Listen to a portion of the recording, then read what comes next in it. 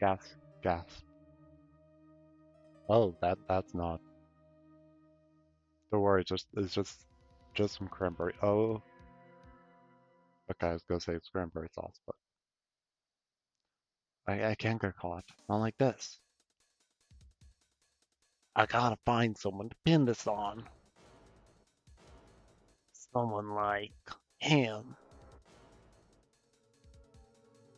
I'll make it look like he did it. I think I know who it is.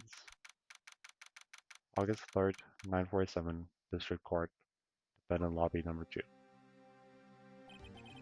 Boy, am I nervous. Right. Oh, hi, Jeep. You. I'm glad I made it on time.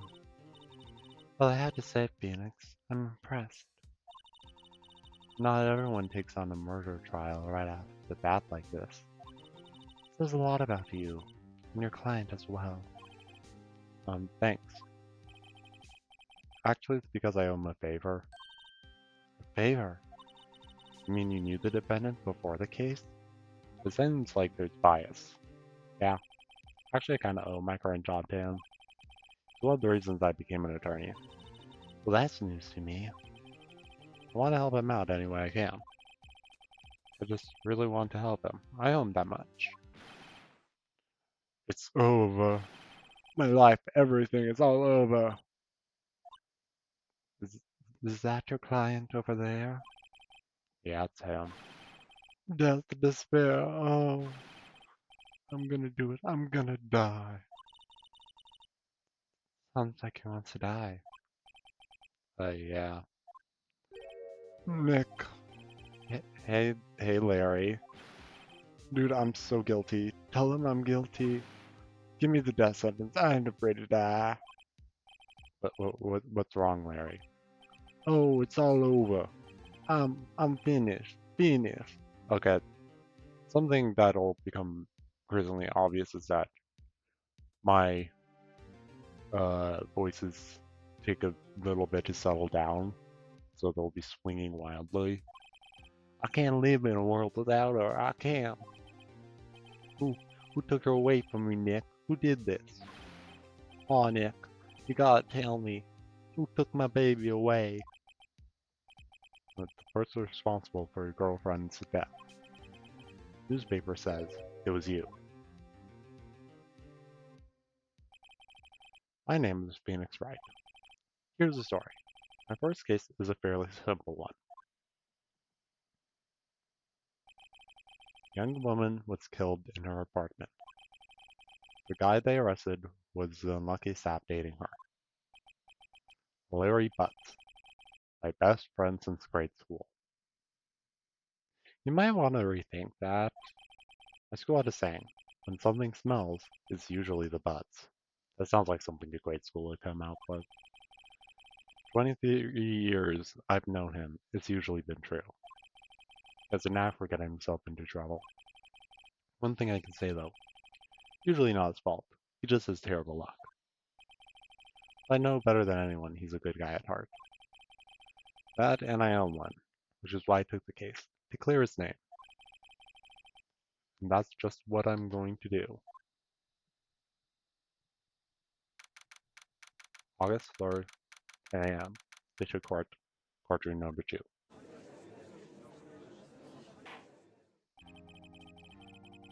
What voice are on this guy? Um, hmm. Like, whenever I try doing like a crackly old voice, it ends up picking the mic, so. Court is now in session for a trial of Mr. Larry Butts. Prosecution is ready, Your Honor. The defense is ready, Your Honor. Uh-huh. Mr. Wright, this is your first trial, is it not? Yes, Your Honor, I'm a little nervous. Your conduct during this trial was decided by your client. Murder is a serious charge. For your client's sake, I hope you can control your nerves. Thank you, Your Honor. Mr. Wright, given the circumstances, I think we should have a test to ascertain your readiness. Yes, Your Honor. Go. Hands shaking, eyes fading. Good. Arms heavy. Mom spaghetti. Test will consist of a few simple questions. Answer them clearly and concisely. Please state the name of the defendant in this case. Larry. Defendant was Larry Butts, Your Honor. Correct. Just keep your wits about you and you'll do fine. Next question. This is a murder trial. Tell me the victim's name. I know this one. Glad I read the case report cover to cover so many times. It's... wait. Uh-oh. No, I forgot. I'm drawing a total blank here. Phoenix, are you absolutely sure you're up to this? You don't even know the victim's name. Oh, the victim. Oh, of course I know the victim's name. Fred? Stephanie? Just forgot temporarily. I think I feel a migraine coming on. Look, the victim's name is listed in the court record. Just press tab to check it any time, okay? Remember to check it often. Do it for me, please. I'm begging you. Mr. Wright, who is the victim in this case? Just so he turns back. No one would believe I was a defense attorney if I didn't carry this. Cindy. The victim's name is Cindy Stone. What? Now tell me what the cause of death. She died because she was hit with a blunt object. I remember that from the living cutscene. Gosh, I'm smart. Correct? You've answered all my questions. I see no reason why we shouldn't proceed. You seem much more relaxed, Mr. Wright. Good for you. Thank you, Your Honor. Because I don't feel relaxed, that's for sure. Well then, first, the question for the prosecution. Mr. Payne? Yes, Your Honor. Mr. Wright just told us the victim was struck by a blunt object. Would explain to the court just what that object was? The murder weapon was a statue of the Thinker. It's found lying on the floor next to the victim. I see. Court accepts it into evidence. Statue added to court record. Right. Be sure to pay attention to any evidence added during the trial. Evidence is the only ammunition you have in court. Use tab to check the court record frequently. Mr. Rain, the prosecution may call first witness. Prosecution calls the defendant, Mr. Butts, to the stand. Chief, what do I do now? Pay attention. You don't want to miss any information that might help your client's case. Get your chance to respond to the prosecution later, so be ready. Let's just hope he doesn't say anything unfortunate. Uh-oh. Larry gets excited easily. This could be bad.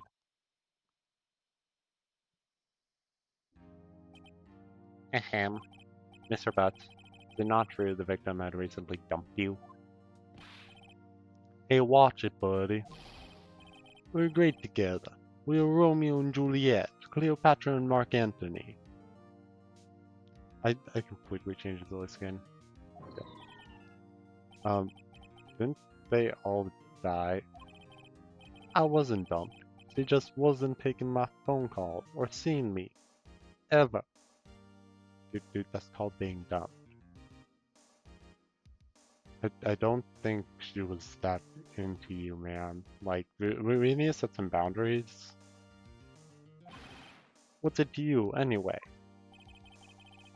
Mr. Butts, what he described is generally what we mean by dumped.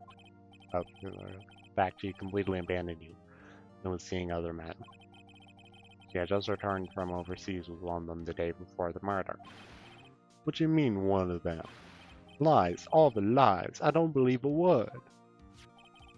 Your Honor, the victim's passport. According to this, she was in Paris until the day before she died. Password add to court record.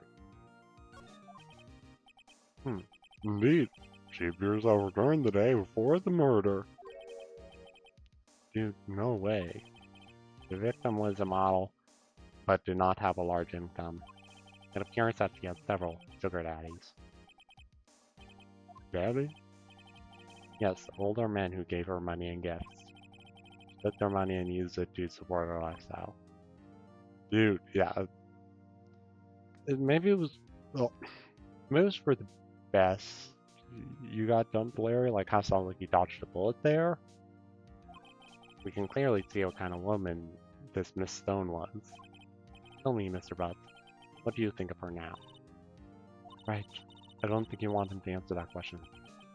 Yeah, Larry has a way around his mouth in all the wrong directions. Should I? My client has no idea what the victim was seeing other men. My questions are relevant to this case. Oof, when?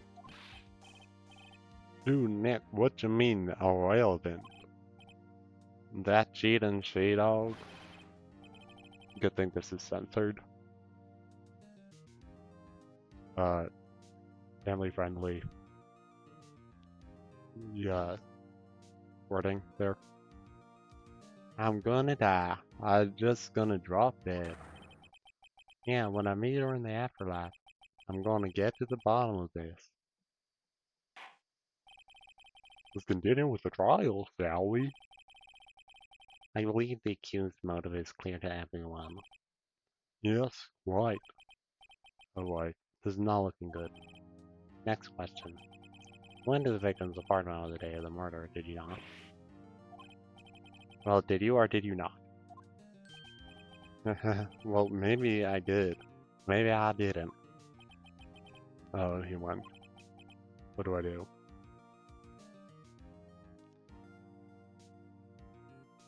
Have him answer honestly. It's just that's tell the truth. Or yeah, I was there. I went. Truth will set you free, as the kids say. The kids still say that, right? Order. Well, Mr. Butts. Dude, chill. She wasn't home, man. Like, I didn't see her. Your Honor, the defendant is lying. Lying? The prosecution would like to call a witness who can prove Mr. Butts is lying. Well, that simplifies matters. Who's your witness? The man who found the victim's body just before making the gruesome discovery. Saw the defendant fleeing the scene of the crime.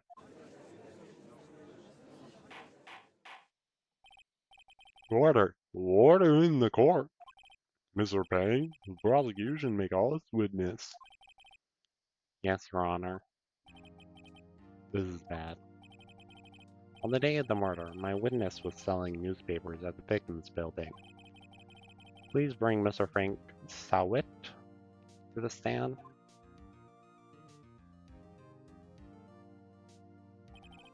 Mr. Sawit, you sell newspaper subscriptions, is that correct? I don't remember what voice I gave to the suit. Oh yes, newspapers, yes. Mr. Sawit, you may proceed with your testimony. Please tell the court what you saw on the day of the murder. Witness count. I was going door to door, selling subscriptions when I saw a man fleeing an apartment. Thought he must be in a hurry because he left the door half open behind him. Thinking it strange, I looked inside the apartment. Saw her lying there, a woman, not moving, dead. I quailed in fright and found myself unable to go inside. Thought to call the police immediately. However, the phone in her apartment wasn't working. Went to a nearby park and found a public phone. Remember the time exactly, it was 1 p.m. Man who ran was, without a doubt, the defendant sitting right over there. Larry, why didn't you tell the truth? You can't defend you against a testimony like that. Incidentally, why wasn't the phone in the victim's apartment working? Your Honor, at the time of the murder, there's a blackout in the building. Aren't phones supposed to work during a blackout? Yes, Your Honor. However, some cordless phones do not function normally. The phone that Mr. Sweat used was one of those. Your Honor, I have a record of the blackout for your perusal. Blackout record added to court record. Noon to 6 p.m. Okay. Now, Mr. Wright. Yes, yes, Your Honor. May begin your cross-examination. Cross-examination, Your Honor? Alright, Wright. This is it. The real deal. What exactly am I supposed to do? Why, you exposed the lies in the testimony the witness just gave. Lies? What? He was lying? The client is innocent, right? Then that witness must have lied in his testimony. Was your client really guilty? How do I prove he's not? You hold the key. It's in the evidence. Compare the witness testimony to the evidence at hand. There's bound to be a contradiction in there. First, find contradictions between the court record and the witness's testimony. Then, once you've found the contradicting evidence, present it and rub it in the witness's face. Okay.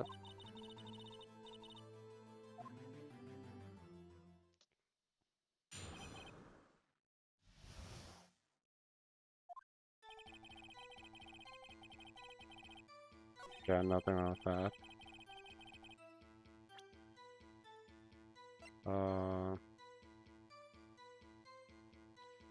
Time of death 4 p.m. Time that the sale was, I think that's what it is, because you did 6. Was there any sales like 1 or something like that? So, that apartment, moving, unable to go inside. Okay, how is the contradiction going to be stupid? Like, said he was super ready to go inside, but got the phone from inside. Okay.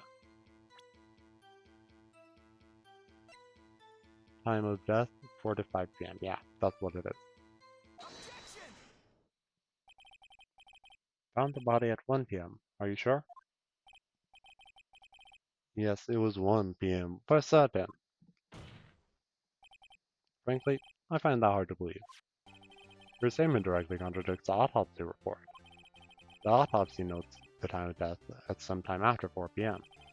There's nobody to, or no body to find it at 1 p.m.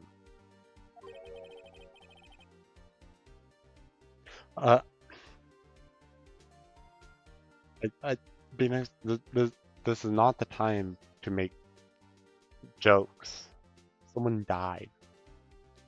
How do you explain this to our guy? Oh, that. Or... This is trivial. The witness merely forgot the time. After his testimony, I find that hard to believe. Mrs. Sweet, why are you so certain that you found the body at 1 p.m.?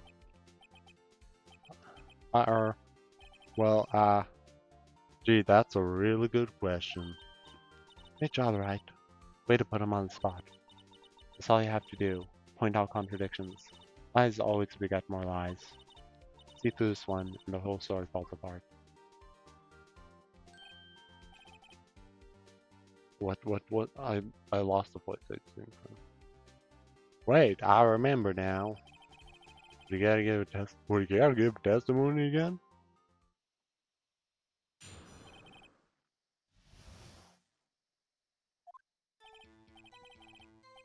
So, when I found the body, I heard the time.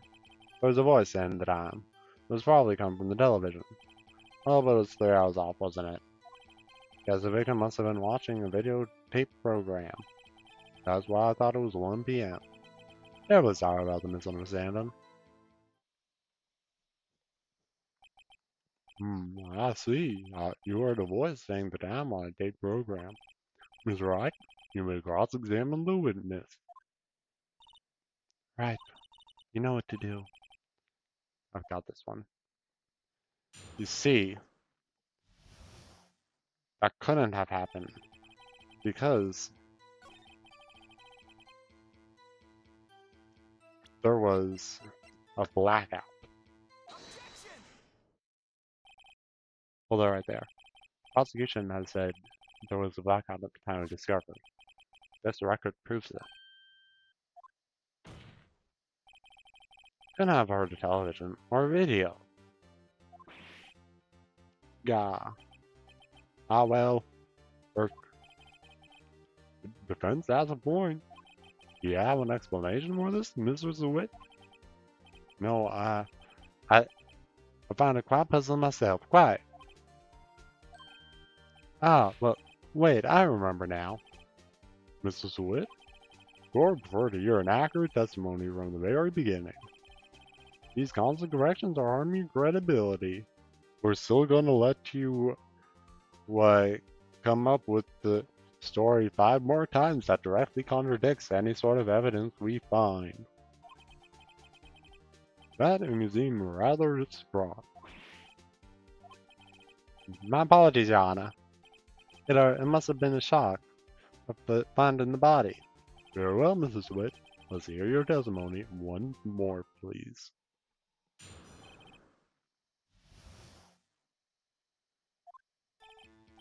Actually, I didn't hear the time I saw it. There was a table clock in the apartment, wasn't there? Yeah, the murder weapon. The killer used it to hit the victim. That must have been what I saw. You saw a clock. I guess that would explain it. Vince may cross-examine the witness. Gladly. I mean, this is pretty obvious what it is.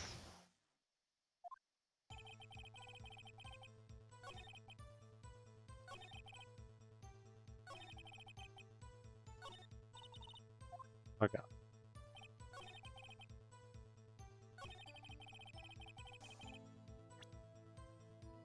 Why is this in the evidence? Like, I get the rest of the stuff, but like, could I just...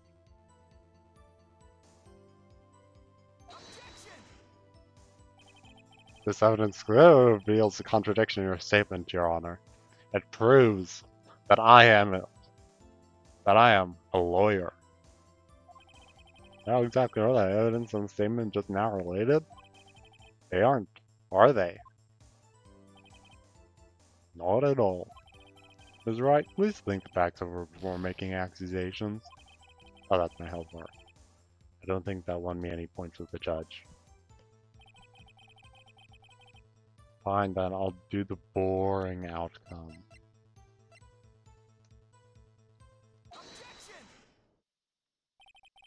Wait just a moment. The murder weapon wasn't a clock, it was a statue. Now how is this supposed to be a clock? You with your objections and your evidence. Just who do you think you are? Let's answer the question, Mr. Swift. Hey, I saw it there, okay? That's the clock. Your Honor, if I may. Yes, Mr. Payne? As the witness stated, this statue is indeed a clock. The neck is a switch. It's tilted, and it says the time out. As it doesn't look like a clock, I submitted it as a statue. My apologies. I see. So the murder weapon was a table clock after all. Well, Mr. Wright, here's that the witness testimony was correct. This is a clock. Do you have any problems with this testimony now?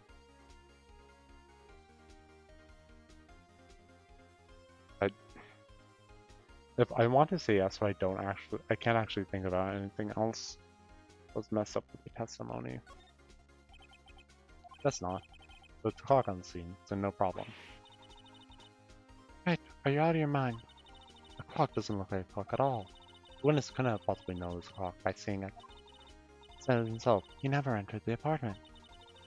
It was in his testimony. Hey, you're right. Something the matter? Does the defense have anything to add? Yes, I do. The only way he could have known the weapon's clock is to hold it in his hand. Yet the witness testified that he never entered the apartment. Clearly a contradiction. Indeed. The witness knows the clock because he went into the apartment. You're lying. You were inside the apartment on the day of the murder. Oh yeah? Prove it. Prove I went in there. I'll do better than that. I can prove you're the one who killed her. You struck over the clock, and the shock of the blow triggered the clock's voice. That's the sound you heard. This is getting... What is it? Order! Order in the court! Dragon, please continue, Mr. Wright. Yes, Your Honor. Mr. Sweat, the sound must have left quite an impression on you. Understandable, since the murder weapon smoked just as you hit the victim. A voice was burned into your mind. That's why you're so certain about the time. What's the meaning of this? This is all baseless conjecture. Baseless? Just look at the witness's face. Yeah. Would the witness care to elaborate? You distract the victim with the clock? That day, I never. Look, the clock, I saw, grah. Shut up, shut up, shut up. I hate ya. It was him, I tell you. I saw him. He killed her and he should burn. Burn, give him death.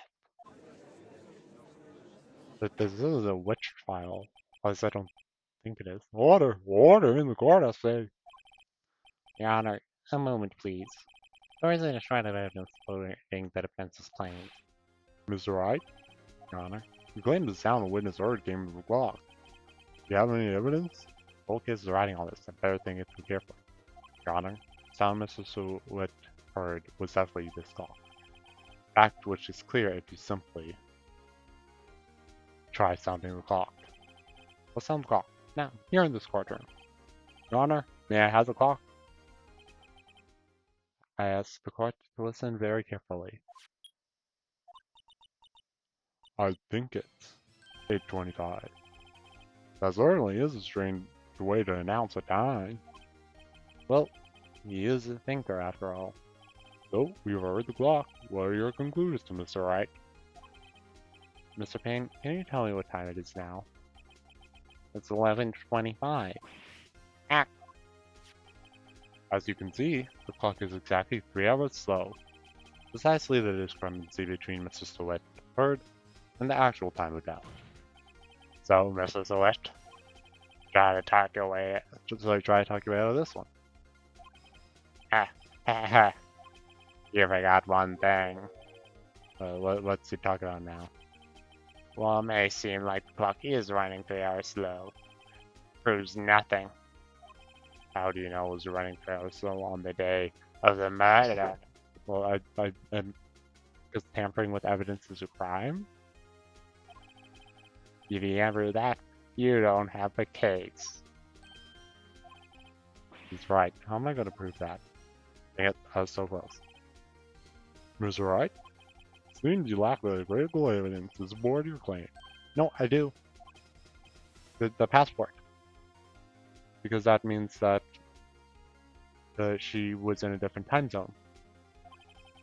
This means I cannot let you indict the witness. Fortunately, it sends the cross-examination of Mr. Frank Seward. I come all the way down there to testify, and look what happens. You treat me like a criminal. A criminal. Your lawyers are all slime. Almost had him. Sorry, Larry. I failed you. There's something I can do about it now. Not so fast, Mr. Sweat. Yeah, I mean, Chief. Listen up, Wright. Don't throw this one away. Not like this. Think. The Chief, it's over. I can't prove the clock was slow the day of the murder. Nobody can prove that. Well, yes. But that doesn't mean you can't still win. Try thinking out of the box. Don't waste time doubting the facts. Assume the clock was 3 hours slow and think through it. Ask yourself, why was the clock 3 hours slow? Figure out the reason, and you'll have your proof. Right, Mr. Wright? Can you think of a reason as to why the clock would be 3 hours slow? Yep. Already figured out. Wait, maybe I can prove it. I must have evidence somewhere that can prove it, Mr. Wright. Find it and let them have it. Well, Mr. Wright? The clock was already running slow on the day of the murder. Have you found the evidence to support this claim? Of course. There's a piece of evidence in the court record that can prove my claim beyond a doubt. Ah, tough words. Let's see you pull this one off. Let's see. This evidence proves why the clock was running slow. The passport, but she was there the day before the murder. The victim had just returned home from abroad the day before the murder.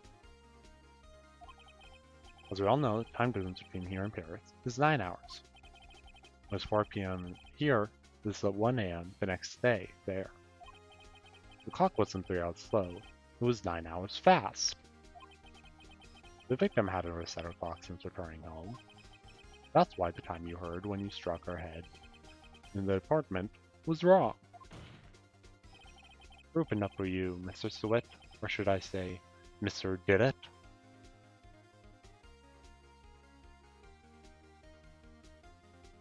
Real zinger there. Sure got him good. Oh, I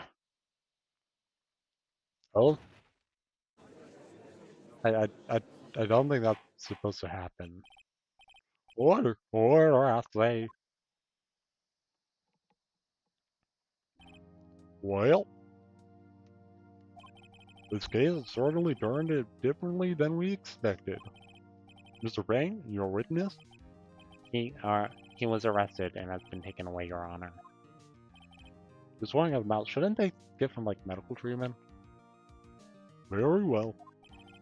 Mr. Wright? Yes, Your Honor? I have to say, I'm impressed. Didn't think I've ever seen someone commit a offense so quickly and find the true culprit at the same time. Thank you, Your Honor. At this point, this is only a formality, but this court finds the defendant, Mr. Larry Butts, not guilty. Yay! Confetti that courtrooms are known to have. And with that, the court is adjourned.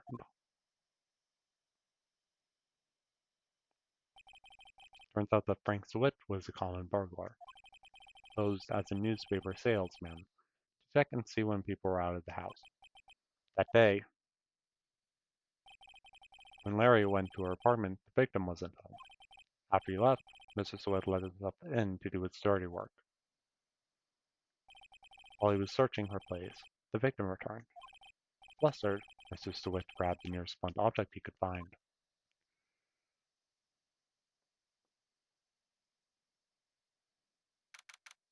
August 3rd, 2:32 p.m., District Court, Defendant Lobby, Number 2.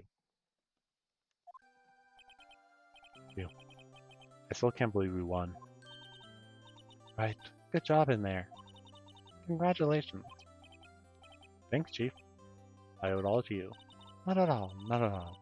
You fought your own battles in there.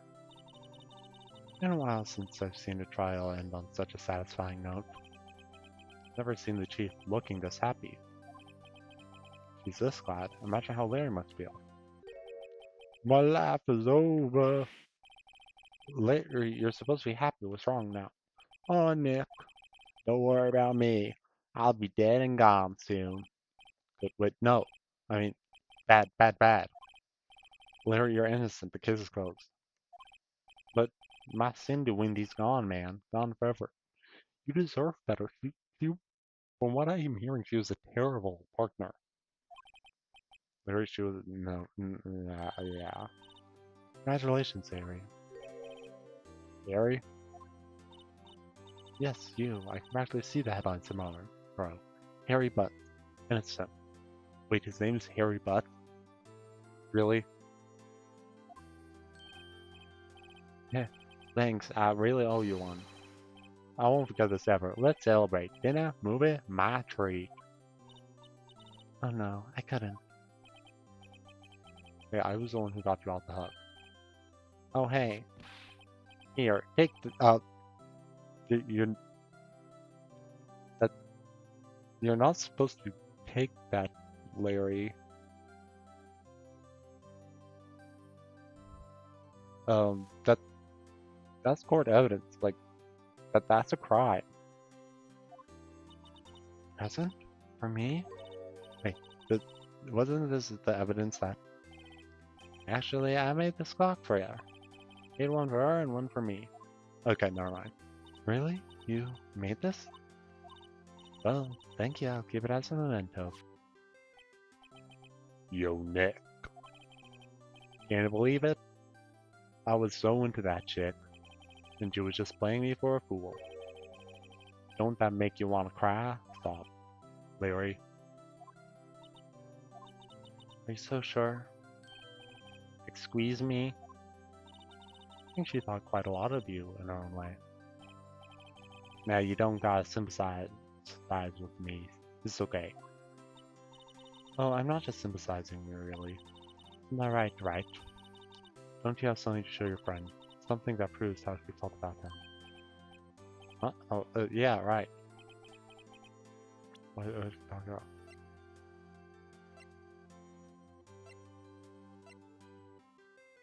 This is literally just that, he kept the statue.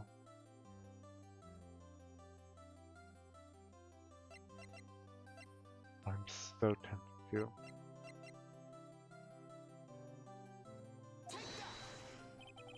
Here you go, Larry. Proof. It's okay, Nick. Don't worry about me. I'll forget about her soon enough. Look, I'm gonna head home. Thanks a ton. That's what I think show him. But it proves that I'm a lawyer, and Larry, you don't need her. I'm good enough, right? Well, what does she have that I don't? Right? Maybe you see the importance of evidence now. Also, hopefully you realize things change depending on how you look at them. People do. You never really know if our crimes are guilty or innocent. All you can do is to believe in them. In order to believe in them, you have to believe in yourself. Right? Listen, learn, grow strong. Never let go of what you believe in. Never. Never give it up. Never let it down. Never let it run around or desert you. Well, I think our work here is done. Shall we be off? Yeah, I guess so. Say, how about dinner? On me? We'll drink a toast. The innocent but. Yeah. Well, speaking of Harry, you're saying part of why you became a lawyer was because of him. Or, yeah, part at least. You have to tell me more about it sometime. Maybe over drinks? And so, my first trial came to a close. Larry slapped me on the back and said, "Gee, Nick, it's good to have friends. But I'm pretty sure he's not going to pay us, unless he got the clock he gave me.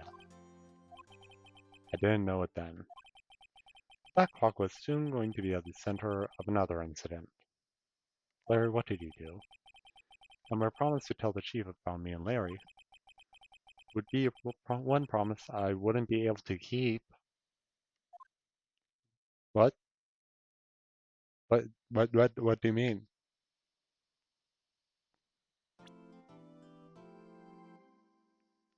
Brand new episode has been added.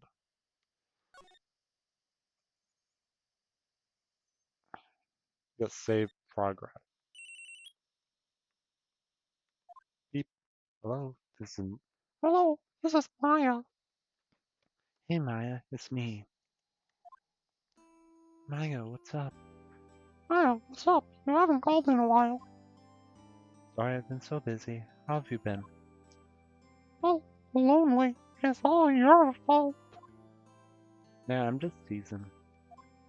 I've been great. I'm finally getting used to having my own place. It's good to hear. Actually, I'm calling because I have a favor to ask. I know. You want me to hold evidence for you? Sharp as always. There's a lot of buzz about the upcoming trial. Just don't feel safe keeping the evidence here. I gotcha. So what is it this time? It's a clock. Clock? Yeah, it's made to look like a statue, the thinker. And it tells you the time. Thought you might like it. Always like toys. Hey, I'm not a little girl anymore, sis. Oh, so family thing of, hey, welcome on in.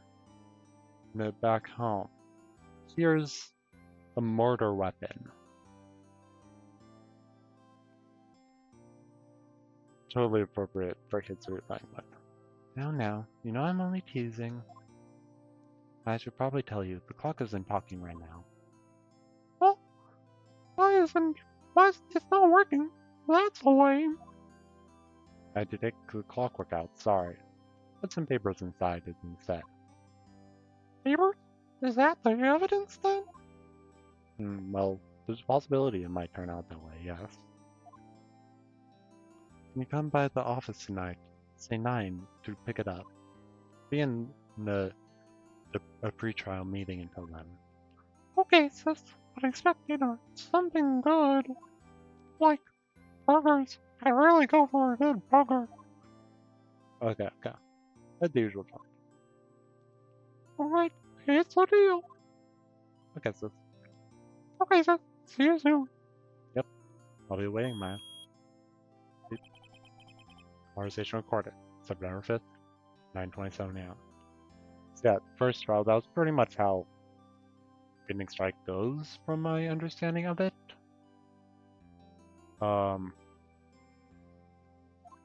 Yeah. September 5th, 8:57, Banco Law Offices. No, Faye, I'll take what's mine, the papers. I'm sorry, but I can't give you what I don't have. Miss Faye, you're a poor liar. Why, I see it right over there. That must be the thinker that swallowed those papers. How could you know? Oh ho. Wait, you're not cogniferous of my background? Gathering information is my business, you see. I should have been more careful. Oh ho. My dear Miss Faye, I'm so very sorry. I'm afraid I must ask you for one more thing. Your eternal silence. Farewell, Miss Faye. No! No!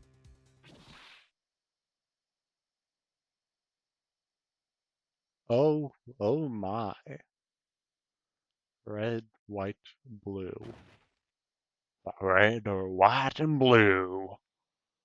I have a feeling he's aggressively American. November 5th, 9:08 p.m. Banco Law Offices. Uh-oh, I might. Huh? That's strange. Guess the chief left without me. His sister was coming over, so we should go all out for dinner. What's that smell? Blood? Yeah, maybe she's in her office.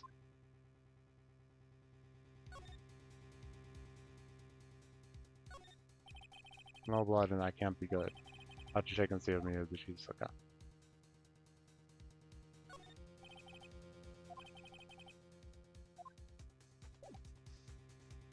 Move.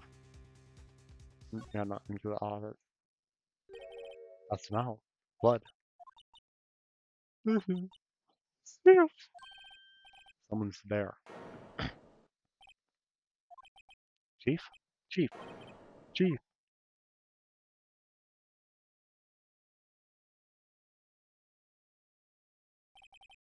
Who are you?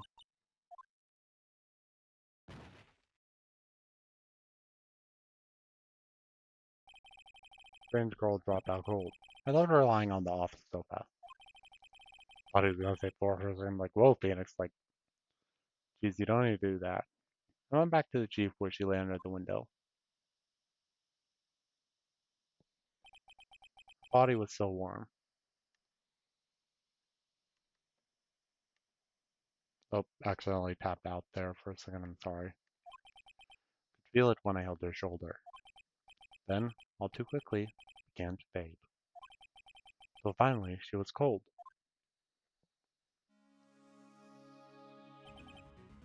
Cheap.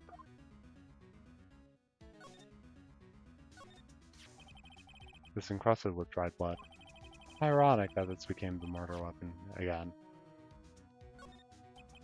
It's hard seeing her like this, but if there are any clues here, she was struck on the head with a blunt object. Probably died instantly. The thinker, lying next to her, must have been the murder weapon. Some glass shards near the chief's body. Must be pieces of the glass light stand lying broken in the back of the room. Rosie also seems like a clue here. Piece of paper. Must have fallen from Mia's hand. What could it be?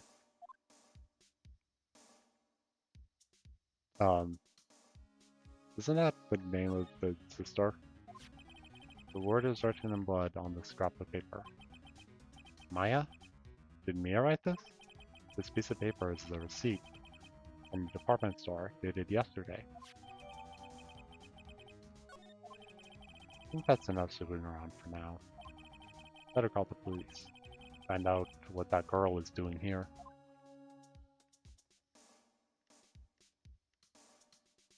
Okay. What? Move. Okay. How do I... Oh, there's... Further. Ledger book, everything is written in Chief's alternate handwriting. Small office book, but makes a good bit of money. Right, better call the police. That's funny. A few of the screws on the receiver are missing. Looks like someone was halfway through taking it apart. Police? Please come quick. What was that? Someone screaming from outside the window. She's staring right at me. She's holding a phone in her hand.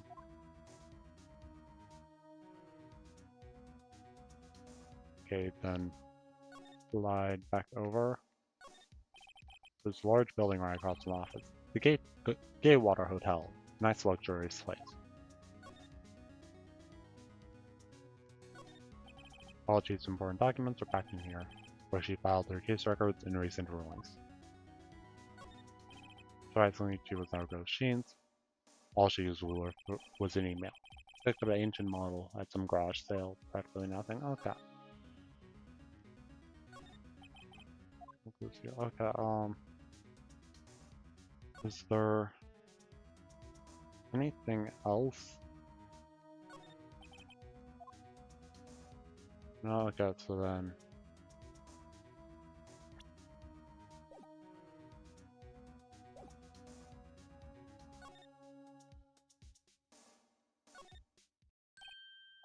Oh, just outside. That girl now, where did she just go? Put her right there on the sofa. Uh-oh. What if she didn't run on me? You did it. You killed her.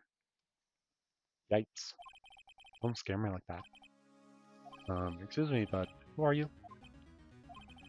That's okay. I work here. Maya. Maya Fey.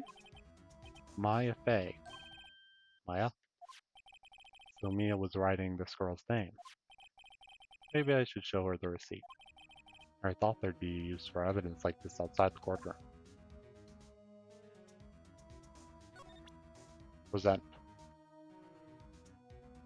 This badge proves that I'm a lawyer. I'm sorry, I've never seen that before. No.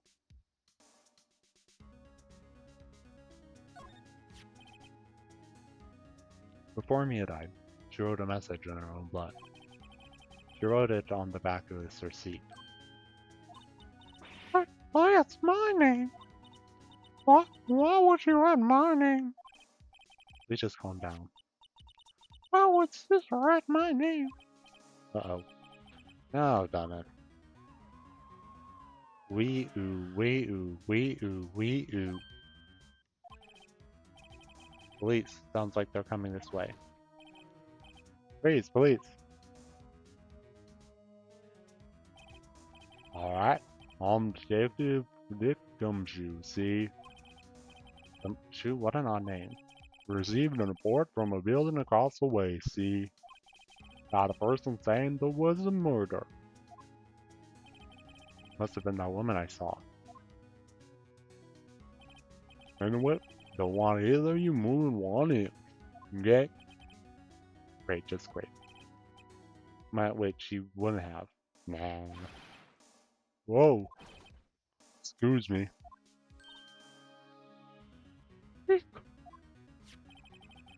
This word ma here. It's I'm trying to like a Cockney accent. It's going to like country goofy.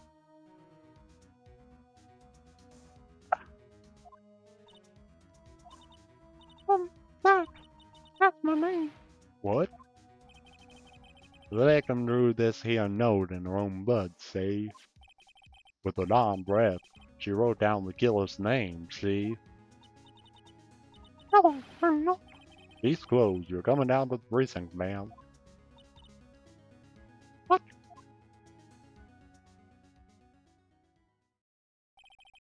Mia's younger sister, Maya, was arrested on the spot.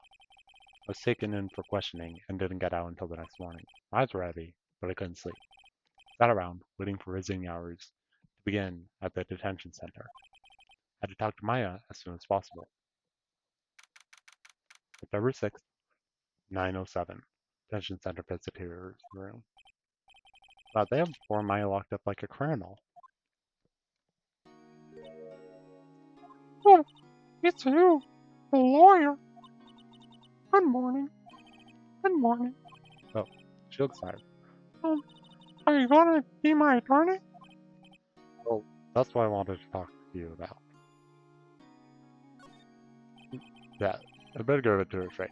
Up to you. Up to me? Yeah, I don't think it's something I should decide. After all, you're the one in trouble here. They're never gonna believe me, are they? Even you, when you found me in the office, you looked at me like I'd done it. Did I look at her like... Did I look at her like that? No. No, I never thought. It's okay, I understand.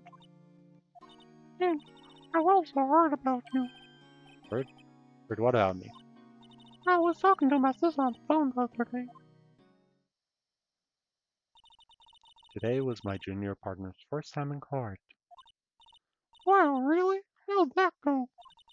It was quite the scene. Honestly, I was on the edge the whole time. It's been a while. So he crashed and burned? He's a genius. One of those strike fear into the hearts of evil types. The only thing he's lacking is experience. Oh, sounds like it was fun. Well, I know where to go to if I ever get into trouble now.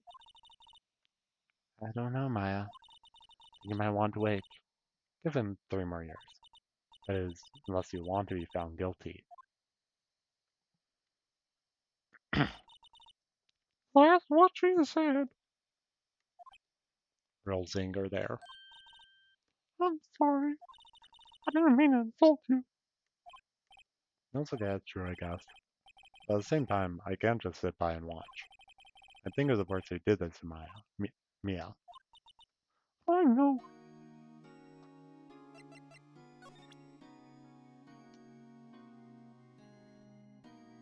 Take that. That was supposed to be like emotional, like, yes, I will be your lawyer. Hey, have you seen What Killed Your Sister? Just asking. Horses? Better not ask about her about this now. This is lying next to Jude's body. Oh, that too. Said they thought those were pieces of broken nightstand. That seems about right. Though I never heard of a glass nightstand before this.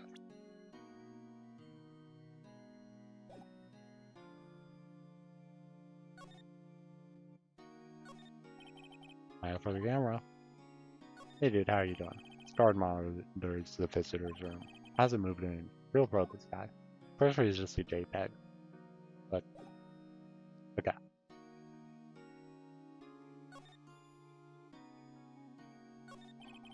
Something I wanted to ask you. Yes? What's with that outfit? Oh, this? This is what all acolytes wear. It's my uniform, you could say. Acolytes? Like people in religious training? What is it you do? Oh, it's nothing strange, really. I'm a spirit medium. I'm training. Spirit medium. Pretty sure that qualifies as strange. Day of the crime. Tell me about the day of the murder. Yes. Let's see. That morning I got a call from my sister. She wanted me to hold on to a piece of evidence for an upcoming trial. Evidence? Yes, a clock shaped like the finger. The one Larry made. How could that have been evidence in a case? Right, she said something about that. I don't remember. You want to hear it in her own voice? Her own voice? Yes. Pretty sure our conversation is on my cell phone. You recorded it. Yeah. I forgot how to delete those things. So you say you have a conversation with his sister on your cell phone? Let's hear it. Right. Oh, I just remembered that detective took my cell phone. Sorry. Alright, of course. Next time I see Detective Gumshoe, I'll ask him for it. I'll write you a note so you don't forget. Okay? Sure, thanks. Might as well have it. You're an acolyte or a spirit medium in training. That's right. Hey, family, especially the women, have always been very sensitive to the spirit world. Wait a sec, you said the Fae family? So Mia was into this stuff too. Of course, she left the mountain to follow her career, she said. The powers were first class, too. I had no idea. Hmm, Wait, what? so you're a real, honest-to-goodness spirit medium with ESP and all that. Yes, in training. Well, can't you contact me as spirit then? You just ask her who killed her. I'm sorry. I'm still in training. I couldn't do something on that level. Thought that would be too easy. Um, Something the matter? I was wondering, could I ask you a favor? This is the address of a famous lawyer. My sister gave me this a long time ago. If there's ever trouble, I should call him. And well, I'm in trouble. You think you could go ask him to represent me? Hmm. I'll try. Sure, why not? I'll go ask. Thank you so much. No one else to turn to. Say, what about your parents? Okay. Let's see. Don't worry. Leave it to me. Thank you. The trial's tomorrow at 10. What, tomorrow? Tomorrow. What if this guy refuses? He told me that if I don't find one, the state will pick an attorney to defend me. When will that happen? They're giving me until 4 o'clock this afternoon. That is really soon. And visiting hours are almost up. Better hurry. Yeah. Right, I'll be back. Just tell me, is there anything else in here? Oh, it's okay. I've been doing all the last few hours just talking about it. I got used to it. Let's see, that morning I got a call from my sister. She wanted me to hold on to a piece of Wait, yeah, it's just... When you are at the office, around 9. lights were out and I could smell blood. Found my sister. Thanks, Maya. This is all I need to hear for now. Okay. I haven't been over here yet. September 6th, Roseburg Law Offices. According to the receptionist, the big boss is out. She couldn't say when he'd be back. Must be hard to keep track of everything when you're a famous lawyer. Not to mention we're in an office like this. Guess I'll just have to come back later. Table for clients. Plug in them in the case, and if I'm not mistaken, the liar is made of solid gold. Then I can tell someone here's got money to burn. Expensive looking mahogany bookshelf filled with expensive looking books. Funny. They don't look like they've ever been read. Painting has been bugging me ever since I stepped in here. bill paint is so thick it's practically giving me a stuffed nose.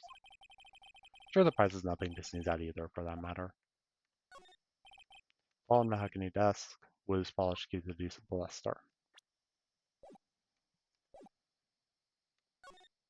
Move back to the detention center because, Hey, what is it? Did you meet a lawyer? sorry, I haven't seen him yet. I see. I better go see if I can find this elite lord he's talking about. He doesn't exist.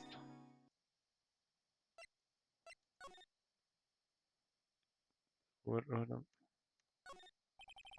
no clues here. Potted plant. That's a potted plant. No idea what this kind of plant is. It's probably the most expensive one available. Yeah, I already.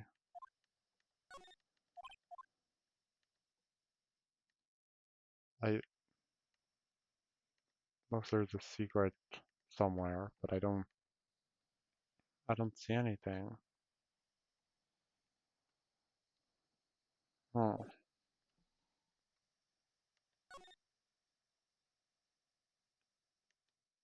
yeah, I can go out. So notice that Banco law offices. Offices filled with police officers. They're all busily searching for clues. Hey you there. This is a crime scene, pal. No trespassing. I'm sorry. Don't I know you from somewhere? Wait, you're that boots guy, aren't you? No, Phoenix Wright. How could anyone mistake me for Larry? I guess I got the wrong name, Mr. Wright. Sorry about that. But that butts guy, he was a killer. And you're no killer, right? He was proven innocent. Right. And you were Detective Gumshoe. Gumshoe, wasn't it? The Gumshoe? Right. At your service. Hang on, that's Detective Gumshoe to you, pal. Anyway, get the name right. Don't go calling me Dick. Hey Dick, get over here. Yes, sir. Be right there. Man, you're a lawyer, pal, right? Got business here. You better do it quick. Dude thinks I'm my lawyer.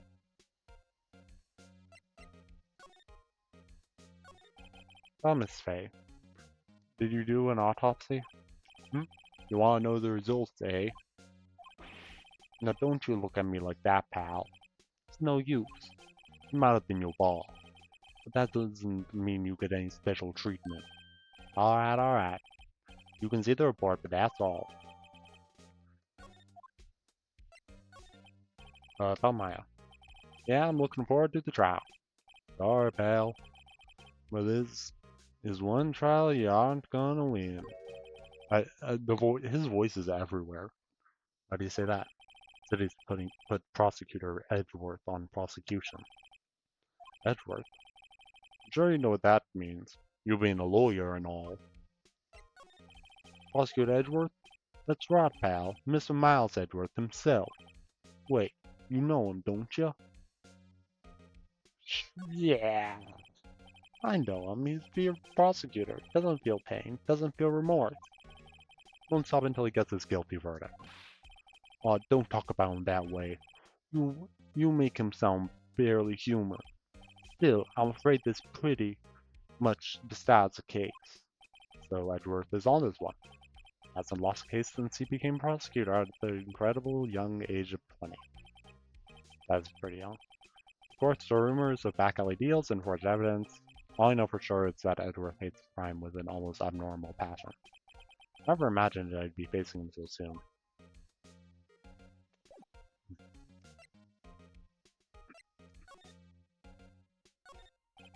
Nice favorite potted plant. Remember it had a bizarre name no one could ever remember. Borderlands, Richter pal. Who's that? Oh, I thought that was. Present. This pad proves that I'm a lawyer. What's that? Zara, pal. Well, I got no info for the likes of you. I was wondering, did you see Mayfair's cell phone? Oh, that? Oh, that. It's going through like 12 different American accents, I feel like. Think you could give it back? Sure, I mean, wait a second, pal. Tricky lawyer. Oh, he's on to me. Tell him straight. If I tell him what I wanted, there's no way he'll give it to me. Something the matter? Oh no, it's just, detective. Nope. I know nothing, pal. Cell phone has a lot of numbers on it, like her boyfriend's. Cell phone holds all the little girl's sweetest and spiciest secrets. You're trying to confuse me. Sorry, pal. I already checked all the numbers in memory. Impressive, replied the detective. Uh-huh. Oh, here, you can have the phone back. There weren't any suspicious call records on here after all, since you didn't know it's a recorded conversation. Check the recorded caller to hear the recorded conversation. Then Carol will be heading out now. Oh wait, one more thing I wanted to mention to you. I don't suppose you plan on talking to that witness. No, you better not. No influencing the witness with your lawyer ways, pal. Come to think about it, I completely forgotten about her. The witness? Yeah, Miss April May. I'm sorry about this, but I can't tell you anything about her. Well, you just told me her name.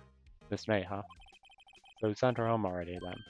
Ah, trying your lawyer tricks on me now. She's not to go outside her room till the trial. So she's still in the hotel across the way. Guess I should know better than to try to get detective to leak information. Got that right, pal. Time to pay a visit to Miss May. Yep. Yeah,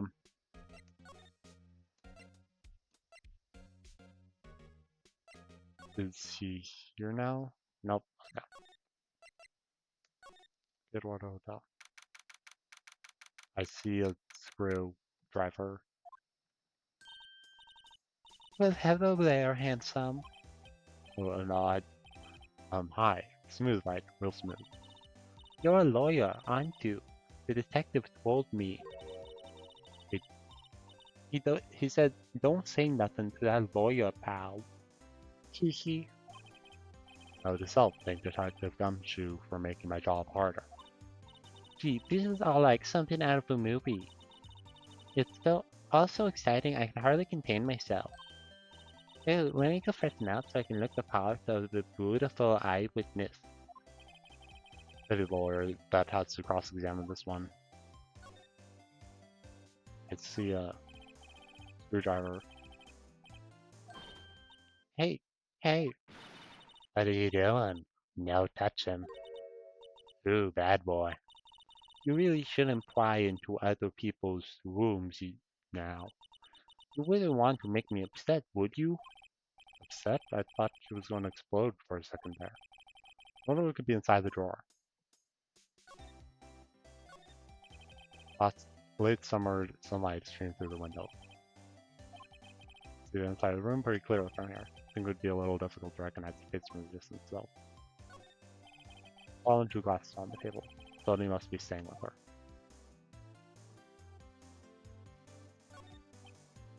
Still seen painting. Wait, should that be still life? Whatever. One of those is hanging on the wall.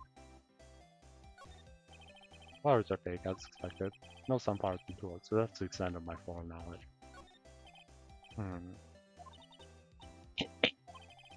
Maybe later. I'd just break into the apartment, no one will ask questions. Talk! What do you witness? Think you tell me something? I need to describe what you observed at the time of the incident. Oh, observe. Incident. Sound just like my lawyer. In the movies.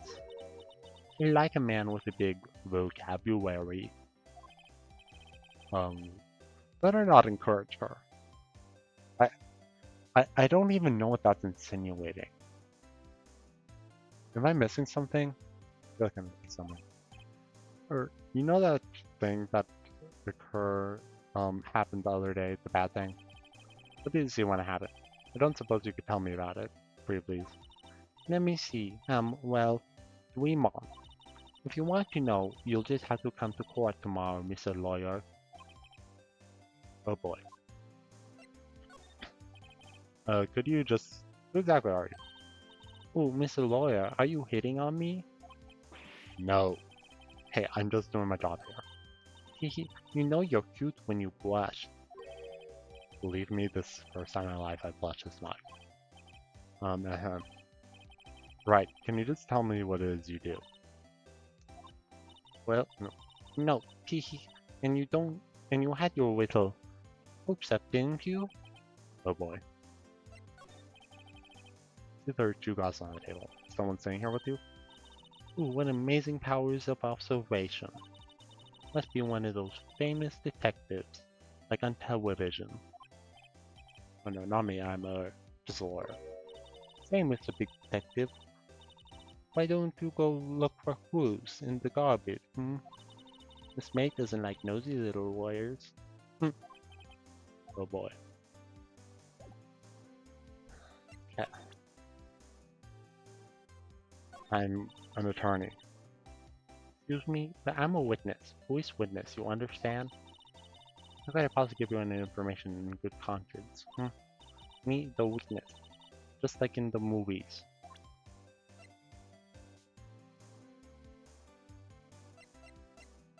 Okay, I don't think there's anything I can do here, so... seems like Mr. Grossberg is still out. Doesn't... Oh, I didn't get to read that. Ah, so you're the one that... Oh, yes, that's me. It looks even grander than I imagined. Hmm, that badge on your collar. Ah, so you're the lawyer, are you now? Yes, well, yes. What do you want? Not particularly busy these days. Days, please, proceed. Not busy? Then how come no one could get in touch with you? Something the matter. You came to see the one and only Marvin Grossberg, did you not? Well, here I am. Well, here I am, boy. What do you want? Out with it. Well, sir, actually, it's about my pay. Ah, yes, my pay. Go on. Why the strange reaction? Cha-cha. I'm really quite busy here, son.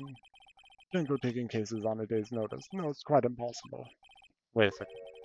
How do you know the trial's tomorrow? Work, anyway, I'm afraid it's entirely impossible for me to represent her. Sorry, end of discussion. What's going on? He refused me before I even got a chance to ask him. What do I tell Maya? How can you just refuse like that? Please tell me why you won't take the case.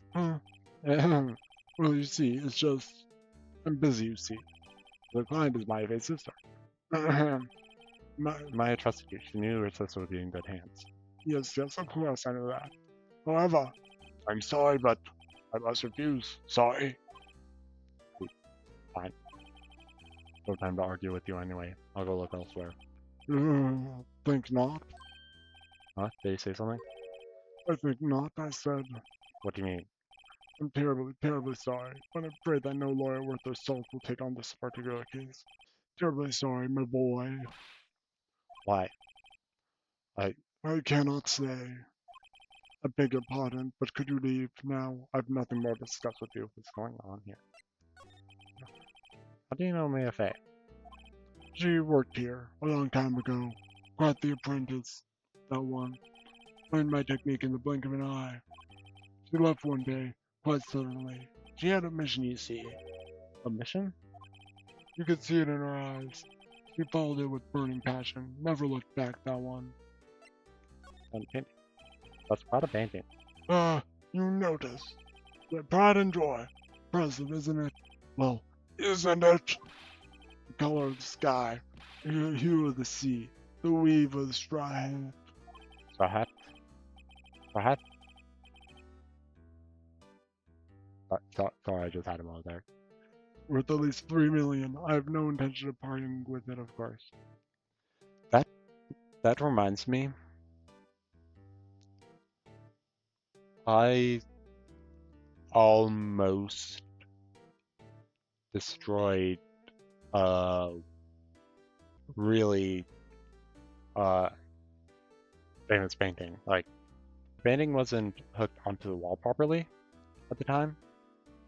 I was in Austria, and it was a painting, The Kiss.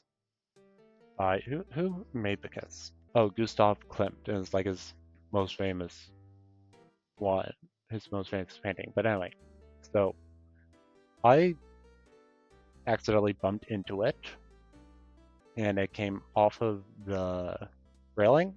I'm glad that it didn't break because I do not have the money to afford that. No, I won't sell it. Not even to you. But now it's kept behind like thick pane of glass behind a wall, which I don't think it was directly because it was this renovation happened a while afterwards.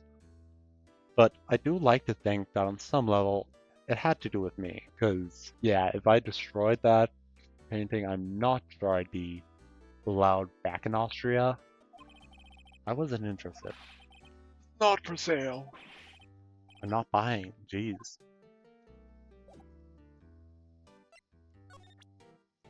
Did I put my... Ha! Very sorry, but I've done nothing to say regarding this map. What is nobody like talking about the fact that I'm a lawyer? I wish I could like examine the person so I could be like, oh, you see that pen you have there, Mr. What was it, Grossberg? Something like that? Goldberg?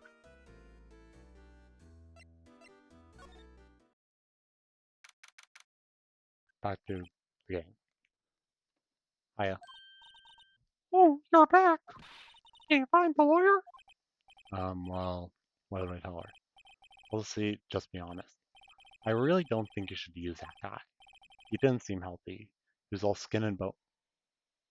Were we looking at the same guy? What really happened? You don't mean you refused to help. Burp. I see. I've been abandoned then.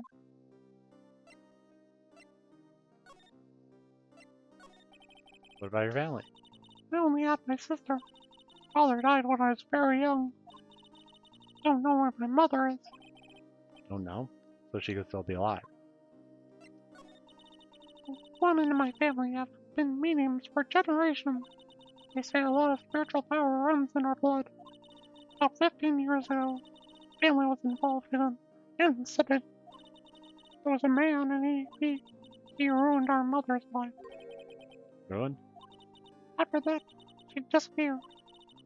Several years after that, my sister announced she would become a lawyer, and she left the mountain. So you live by yourself. Yes, I've gotten used to it. Oh, also, I had to become independent, or I would lose my powers. I feel bad for her. By yourself on that mountain. So who is this man who ruined your mother? Well, 15 years ago, there was an unusual murder case. In quite a stir, everyone was talking about it apparently. Police were running out of leads. They were getting desperate.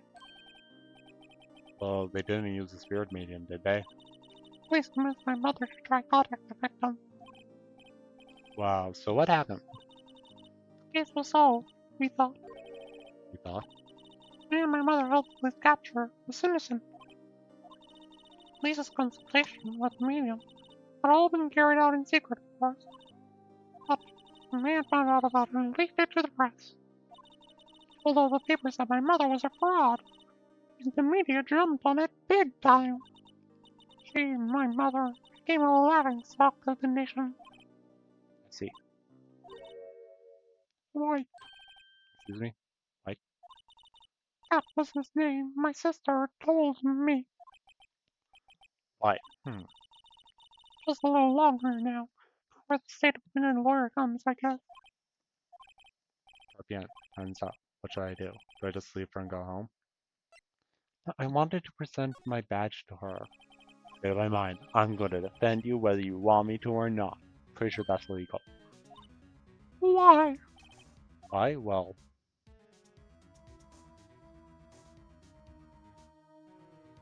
I can't abandon you, sure. You know what is sad about parts without any friends. I know. I've been there. Long time ago. Yeah. Okay. Thanks for rubbing it in. How did it become a lawyer in the first place? But someone has to look out for the people who have no one on their side. Maya, I won't abandon you. You can count on me. That's so kind of you. Nick.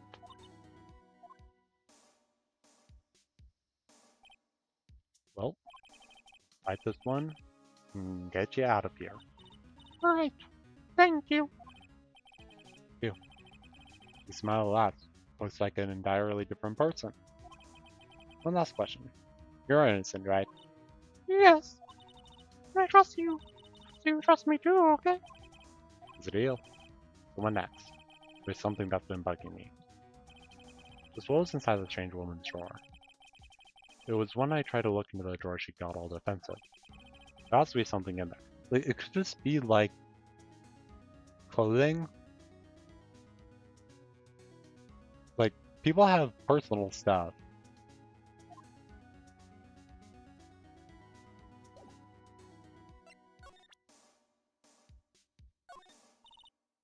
But like, fine then if you're going to play it that way, then fine. Gatewater Hotel. Good afternoon, sir. Excuse me, you are. I beg your pardon, sir. I'm the bellboy of this establishment, at your service, sir. Alright. I just come out to deliver room service, sir. Do you know where Miss May might be? I do believe our guest is currently using their own facilities. If you no need of anything, I'll be taking my leave. Please stay as long as you like. Enjoy. Yeah. Wait, no, hey. Why does this seem like every time I come here I end up embarrassing myself? Wait, now's my chance to zip around a bit. I almost forgot that you came back with. Might I ask you to inform Miss May that there is a message for her? Please tell her that Mr. White of Blue Corp has phoned. Oh, Mr. White. Alright, sure. Mr. White of Blue Corp. Wherever heard that name? White. That was his name. My sister told me. White was the name of the guy who ruined me and Maya's mother. Could it be a coincidence? There's a screwdriver sticking out of the half open drawer. Now's our chance to see what's inside. What do we have here? A wiretap? What would a woman like her be doing with a thing like this? Espionage? It's pretty obvious that, like, she's not innocent in this. There's definitely something suspicious about this Miss May. Never trust someone with an ooh voice. Let's have something like this in our hotel room. There's a story behind all this, I know it. Alright, I'll be using this bit of evidence into our trial, that's for sure. For my sake. We'll get to this woman's bottom. Wait, I mean, you know what I mean. Oh my gosh. Phoenix. Too bad, boy. Still there. Uh-oh, time to scram. Look forward to tingling with you tomorrow, Miss Faye. In court. It's the same judge. Court is now in session for the trial of Miss Maya Faye. Prosecution is ready, Your Honor. Defense is ready, Your Honor. How's Edgeworth? Better not show any signs of weakness today, or it'll be on me in an instant. Mr. Edgeworth, please give the court your opening statement. Thank you, Your Honor. The defendant, Miss Maya Faye, was at the scene of the crime. The prosecution has evidence she committed this murder, and we have a witness who saw her do it. The prosecution sees no reason to doubt the facts of this case, Your Honor. I see. Thank you, Mr. Edgeworth. Then let's begin. If we may call our first witness, Your Honor. The prosecution calls the chief officer at the scene, Detective Gumshoe.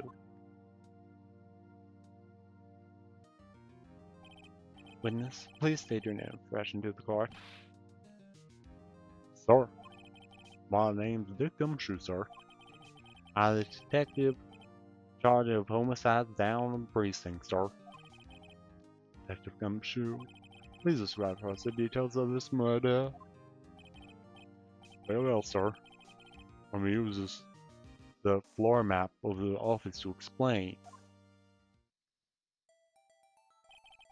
body was found by this window here.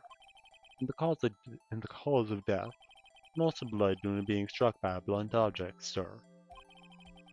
The murder weapon was a statue of the thinker found next to the body, sir. It was heavy enough to be a deadly weapon, even in a girl's hands, sir. I think it's talking about, like, child hands, not... Oh, is it just being sexist? I don't know. Or accepts that as evidence. Still calling the statue. Floor plans added. Okay. Now, detective. Yes, sir? You immediately arrested Miss Maya Fey, who was found at the scene, correct? Can you tell me why? Yes, sir. I had hard evidence or you did a sir. Detective Gumshoe, please testify to the court about this hard evidence.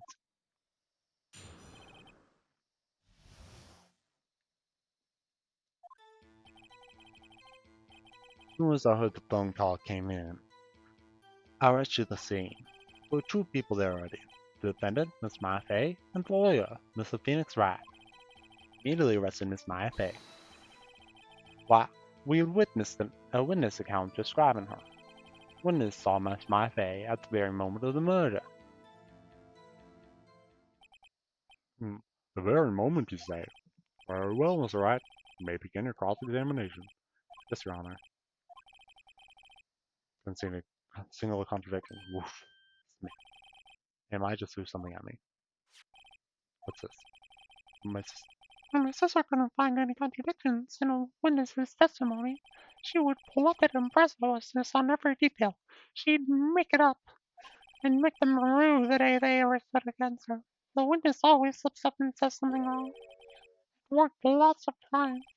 Eh, I should have expected Maya to know some of her sister's tricks. Alright, let's give it a try. Something the matter? No, Your Honor. I'd like to begin my cross-examination.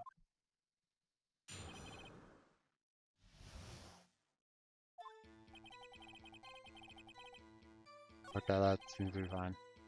You feel there already. Describing accounts, honest my favorite. I feel like there might be something there.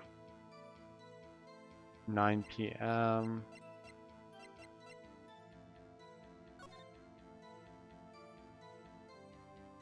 Nine a.m.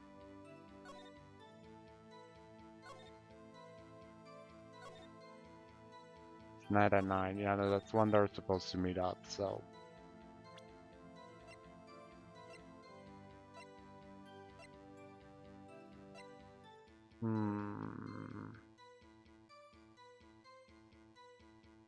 What do we say for this?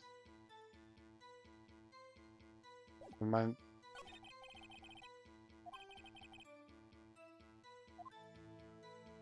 Anything suspicious? People there already, yeah.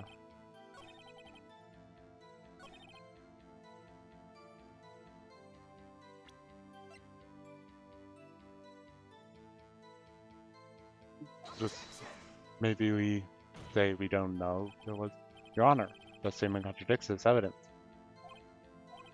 Those? I don't see anything contradictory. Really? Objection overruled. Try to think before you make accusations, Mr. Wright. Okay, now that was wrong. Whoops. That didn't go so well. This, anything, what is it?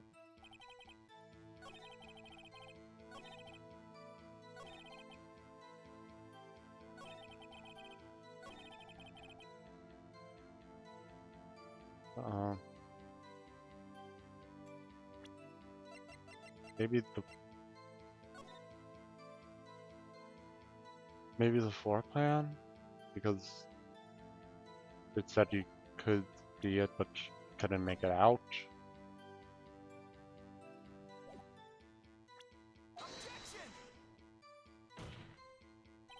Your Honor? Yeah, yeah.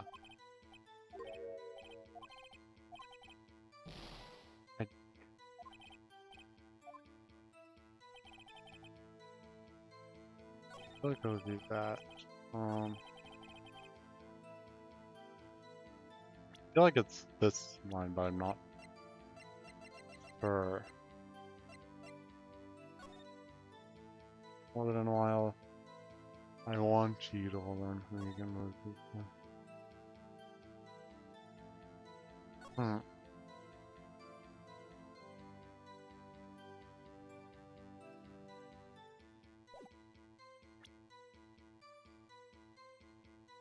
I really don't know.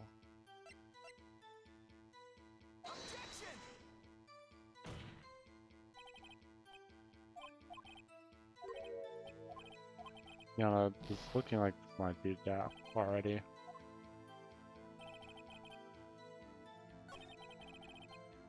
And it's kind of describing her.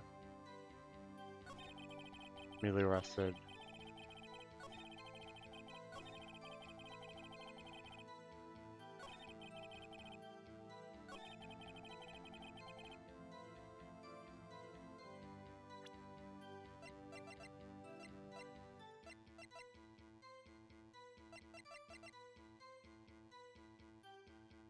Hmm.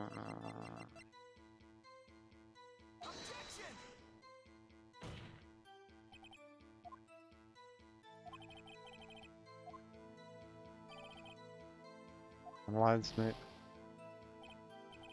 Must be on the wrong track. What? Okay, so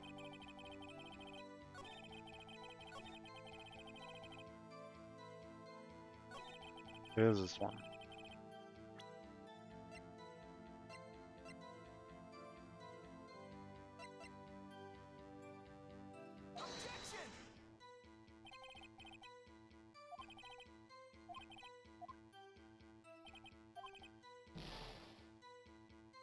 Okay, yeah,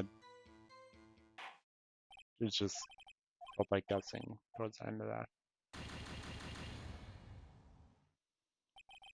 Use was arrived to court immediately. Held pending trial at the higher court to a month from today's date. That is all. Court is adjourned.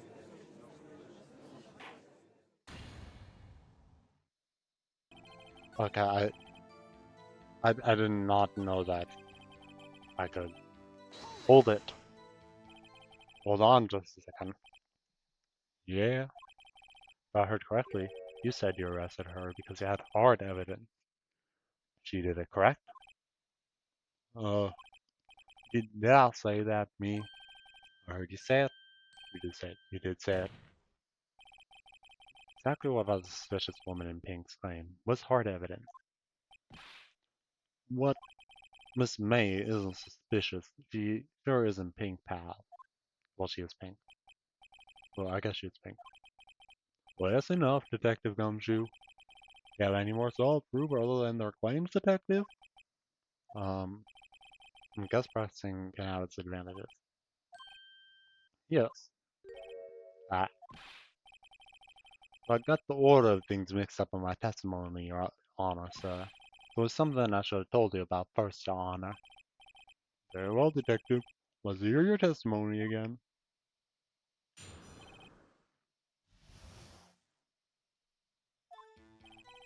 It's, After securing the suspect, I examined the scene of the crime with my own eyes. Found a memo written on a piece of paper next to the victim's body.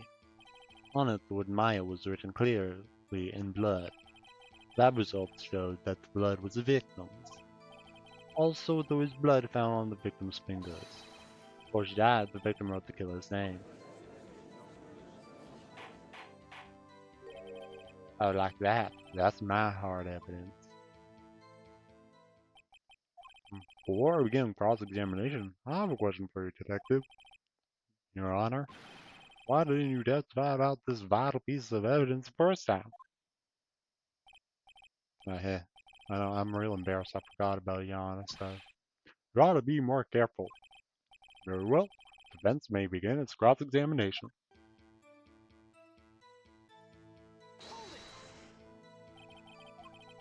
You got a lot of cases where the victim actually writes the killer's name. Sure, it happens all the time in books and movies. This isn't a movie, Detective. Oof. Let's talk about reality, shall we? I guess. I haven't heard any cases, no. Don't you find it a little odd that the victim would write down a name? Especially the name of our own sister. Oh, yeah, actually, you got a point, pal. Stop right there. The witness's opinion of the matter is trivial, irrelevant. The facts are clear. The victim wrote down the name of the accused. The victim told us the name of the killer. Order! Order! That didn't go so well. That's right. What he said. That's his whole testimony. Okay, there has to be a contradiction there somewhere. Let's find it.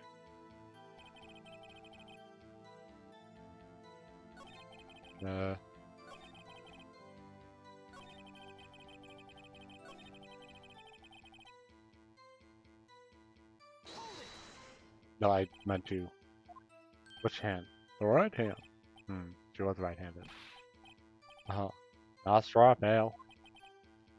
Guess I wasn't too hard to see what I was getting at. This was instantaneous.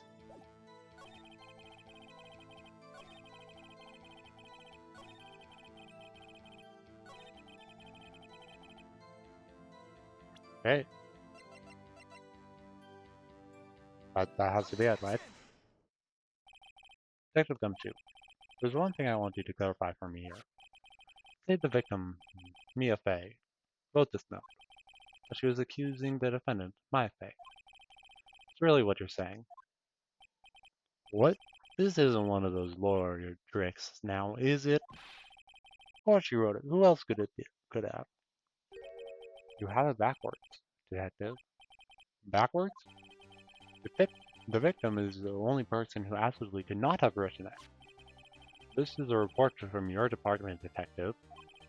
Immediate death due to a blow from a blunt object. She died immediately. But no butting your way out of this one, detective. Order! Order! The defense has a point. Someone who died immediately wouldn't have had time to write anything down. Mr. Wright, I beg your pardon, but when exactly did you obtain the autopsy report? When? The day after the murder. Yeah, because Wright were taken into the police station the day after the murder. Prosecution's point being that the autopsy report is outdated, Your Honor. What? The second autopsy was performed yesterday at my request. Death was almost immediate due to a blow from a blunt object, but there is a possibility the victim lived for several minutes after the blow. I received these results this morning. No way. Your Honor, it's quite easy to imagine the victim did have time to write Maya. That is all. I see? Darn you, Edgeworth. Should have known you would have something up your sleeve. Why, Mr. Wright? You look shocked. Something you want to say?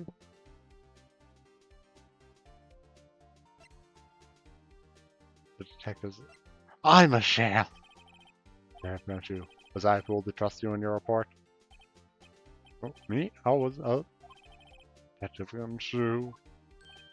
Bert, I'm disappointed in you handing him the wrong report like that. Yeah, I'm sorry, sir. You're a fault detective. This isn't going to look good on your evaluation next month. What? But, Your Honor, I submit this report to the court. Understood. The court accepts the evidence. Well, Your Honor, the evidence strongly suggests the victim was identifying the killer. So that's an obvious conclusion, yes. Darn, this isn't good. Prosecution would like to call its next witness. This poor, innocent girl saw the murder with her own eyes. Let the witness, Miss April May, take the stand. I'm gonna have to do her voice again. Exactly what part of her is innocent?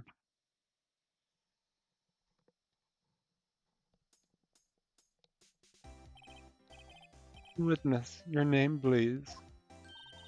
April May, at your service, wink. Order. An introduction not without any reaction from the crowd. The witness will refrain from wanton winking. Oh, yes, Your Honor.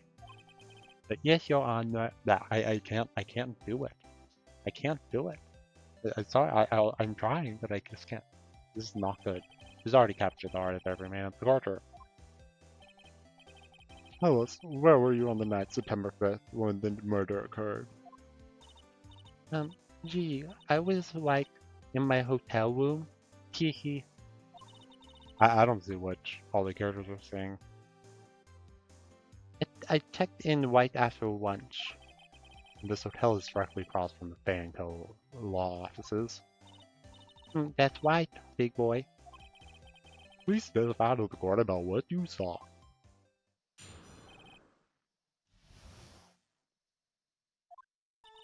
It was like 9 o'clock at night. I looked out the window, and then, ooh, I saw a woman with long hair being attacked. The one attacking her was a mousy girl sitting in the defendant's chair. Then the woman, dodged to one side and ran away.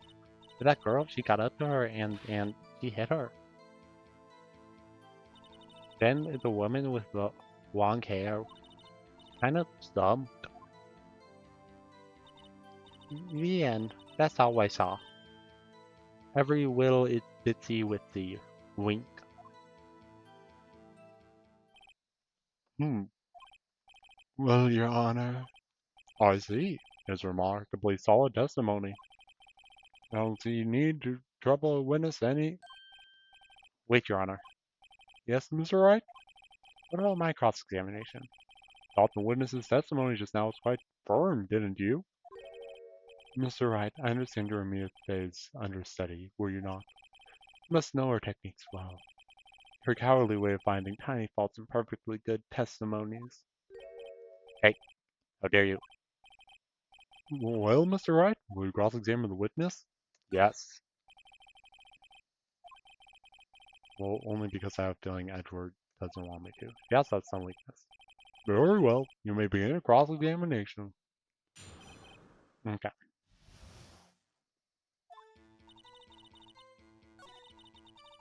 Nine checks out.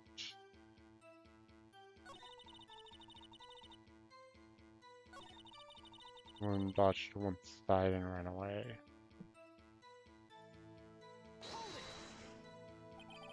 She dodged? Dodged what?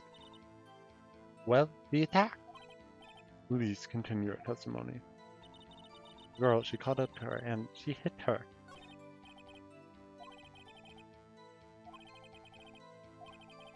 Yeah.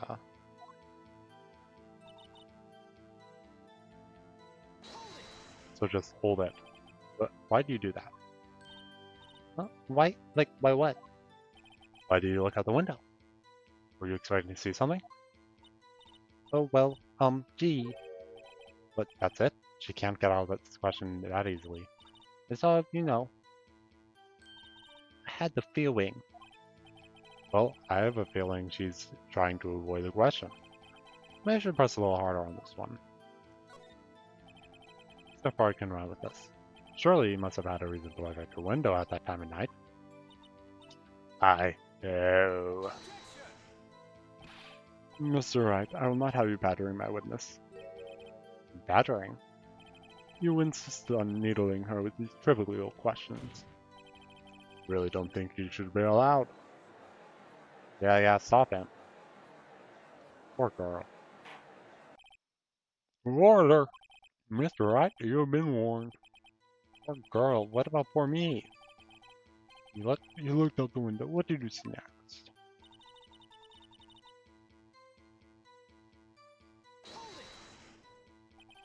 With long hair. That was Mia Fey. Slender sort of. Well, some people might say witty, if that's your thing. Your thing? And the person attacking her. The one attacking her was a little mouse. Okay. I didn't know she was a defendant. Oh, well, you know, she had girlish physique. Women know these things.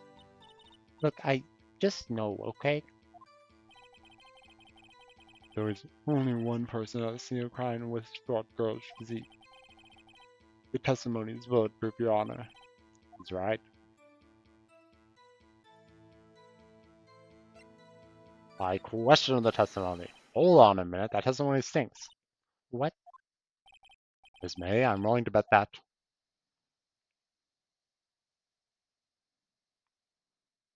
Yeah, just you're lying. Are you telling the truth? Did you really see the defendant? Er, Mr. Wright, what's the meaning of this? Yes, what's the meaning? Someone tell me because I'm clueless about this. I mean, okay. If you had really witnessed my client, now you pay.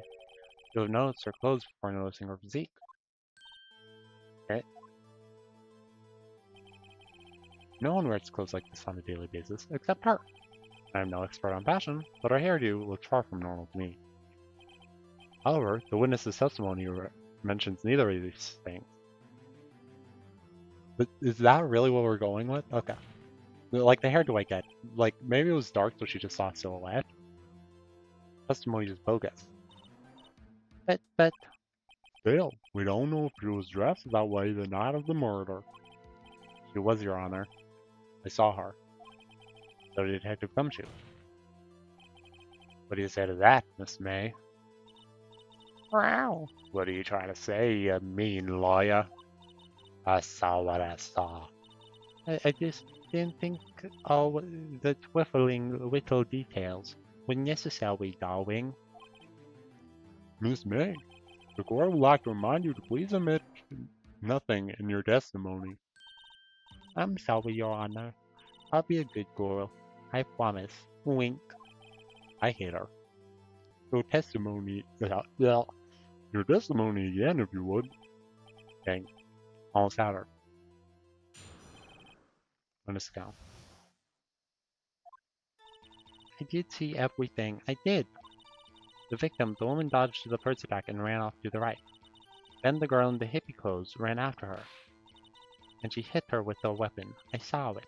I did. That clock, the kind of statue clock, the thinker, I think. Well, does the accuracy of my report not style you? Hee hee. How'd she know it's a clock? I see. I only wish you had been so detailed from the beginning. Please begin the cross-examination.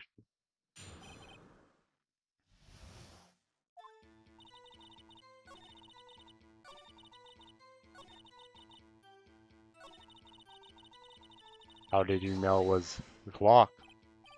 Clock? Has this come up in another testimony recently? Well, don't look so sour, Mr. Warrior. You can't win them all.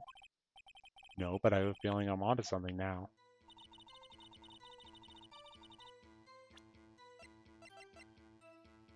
Looks like a statue.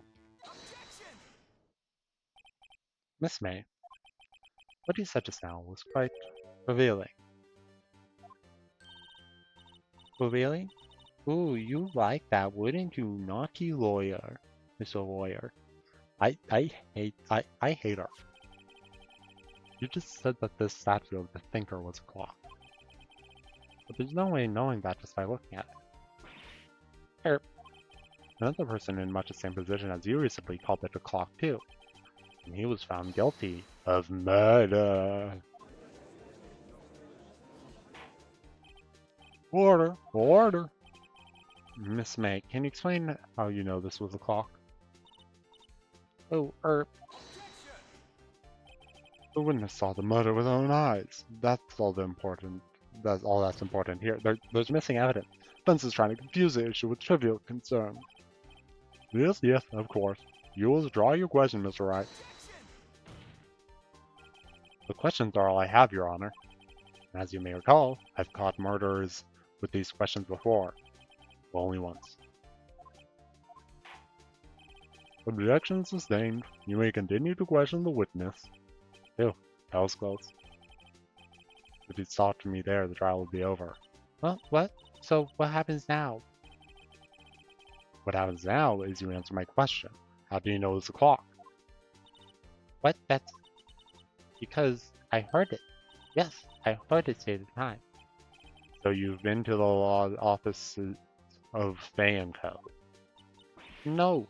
Hey, I didn't say that. Why would I go there? I heard it from my hotel room. Hee. The law offices of Vanco, where the murder took place, is very close to the hotel. Are we seriously going with this? You could have easily heard the clock from across the street.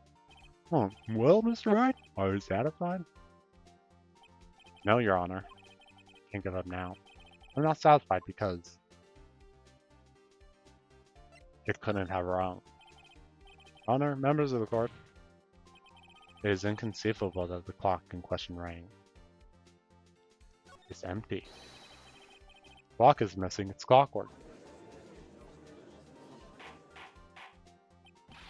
How could you possibly? Just take a look, right now. Oh? See anything interesting, Your Honor? It is as the defense says. This clock is missing the clockwork. Quite empty. We got her. Mr. Wright, would you care to explain to the court the meaning of this? As you can see, the clock was empty. Couldn't have wrong. Therefore, this witness is a big, fat liar. Fat? Well, Miss May? Tisk, tisk. What a show you've put on for us, Mr. Wright. He knew the clock was empty. Somehow, he knew. I'm afraid you've forgotten one thing, however. Indeed, the clock is empty, as you say. It can't ring. However, we must ask, when the clock was removed, if it was after the witness heard the clock, then there is no contradiction. Why would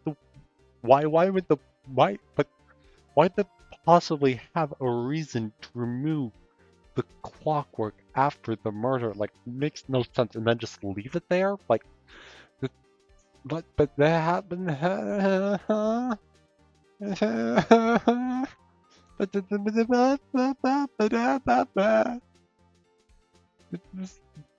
That's not how this works.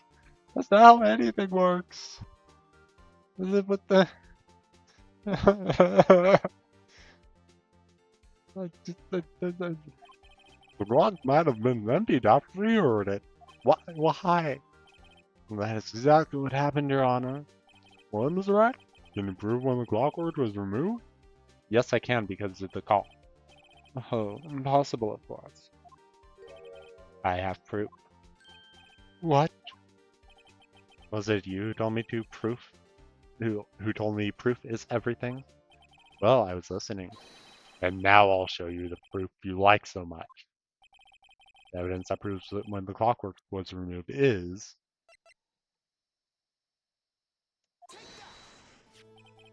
Take a look at this. Well, that's a very cute cell phone.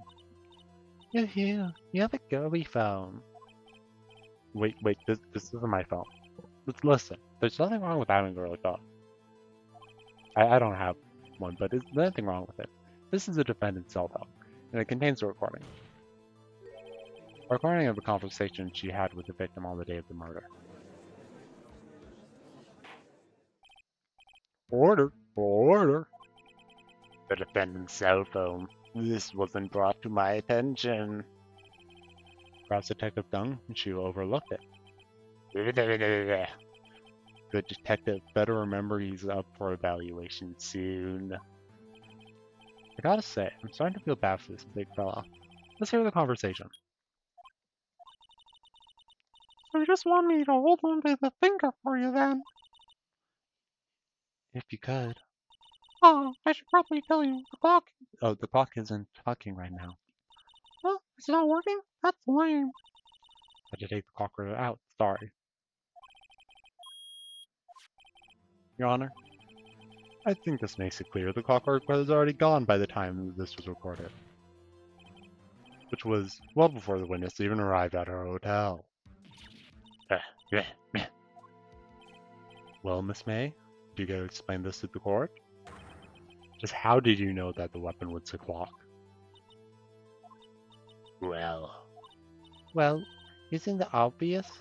I saw the clock before. What stories again? I got so many. Oops, I forgot. Wink. So the witness had seen it before. That one makes sense. Does the defense have any objections from his right? Yes, it was made by her man. The witness claims she had seen it before, but this directly contradicts a piece of evidence that already submitted to this court. Well then, let's see it. Please produce this evidence that will prove the witness had not seen the clock before. It's literally just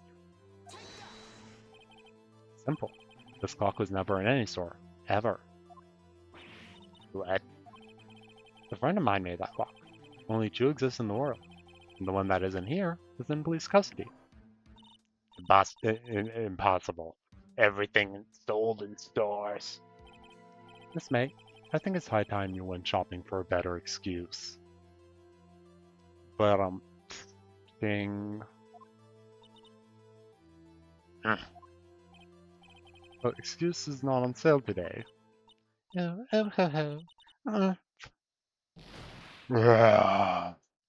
But, but, but, but, but, but, what in the JoJo's? What's it to you, Porcupine Head? That stupid cock doesn't matter, okay?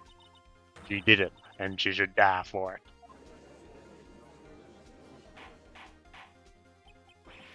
Whoa, let's not get ahead of ourselves. This is a court of law, and the witness will remain calm.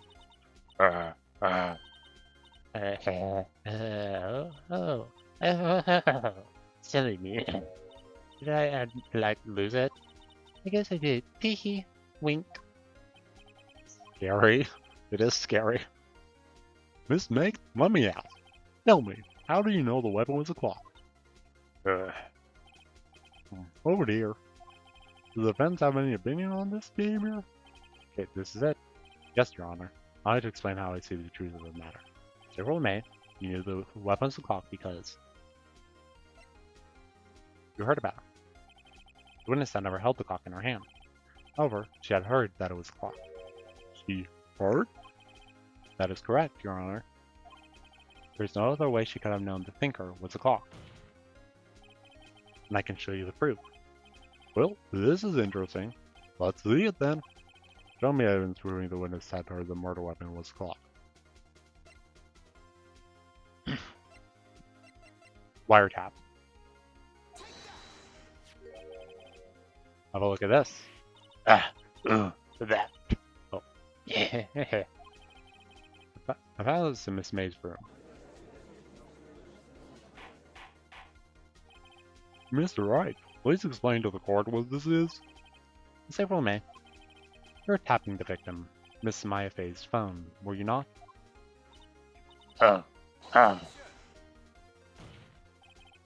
Your Honor, this is irrelevant. Not entirely sure that it is. Objection overruled. It tells me that a witness was in possession of a wiretap. This is outrageous. Does the defense truly claim the witness was tapping her phone? Absolutely. Even if that was the case, which it's not, we still have to prove one thing.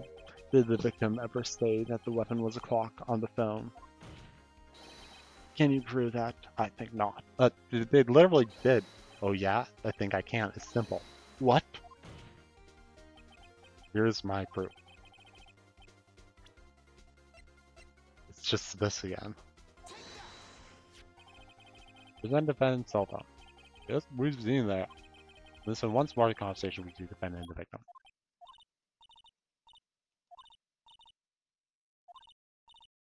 What is it this time? It's a clock. Made to look like the thinker. Miss April May used a wiretap to listen to this conversation. That's how you knew the thinker was a clock. Am I wrong?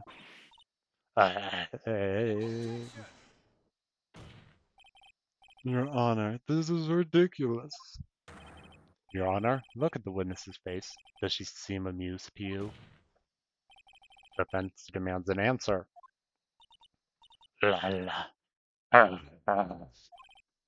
Witness, answer the question.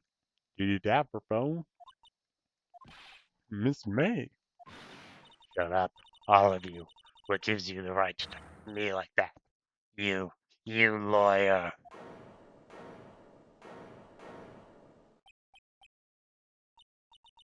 It's no fair. Are you ganging up on me like that? Like that? Oh, I'm the bad girl. Is that it? Is that it? Ah. I did it. The court's seen the real Miss April May now.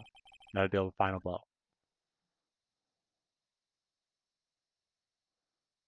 Um, why the wiretap? Why did you tap her phone? Answer the question. Do I have to? Isn't this a murder trial? Isn't tippity tapping or irrelevant? Yeah, she's saying exactly what Edward wants her to say. Miss May, you're tapping the victim's phone. I hardly call that irrelevant. While this court does not condone the offense's tone of voice, he has a point.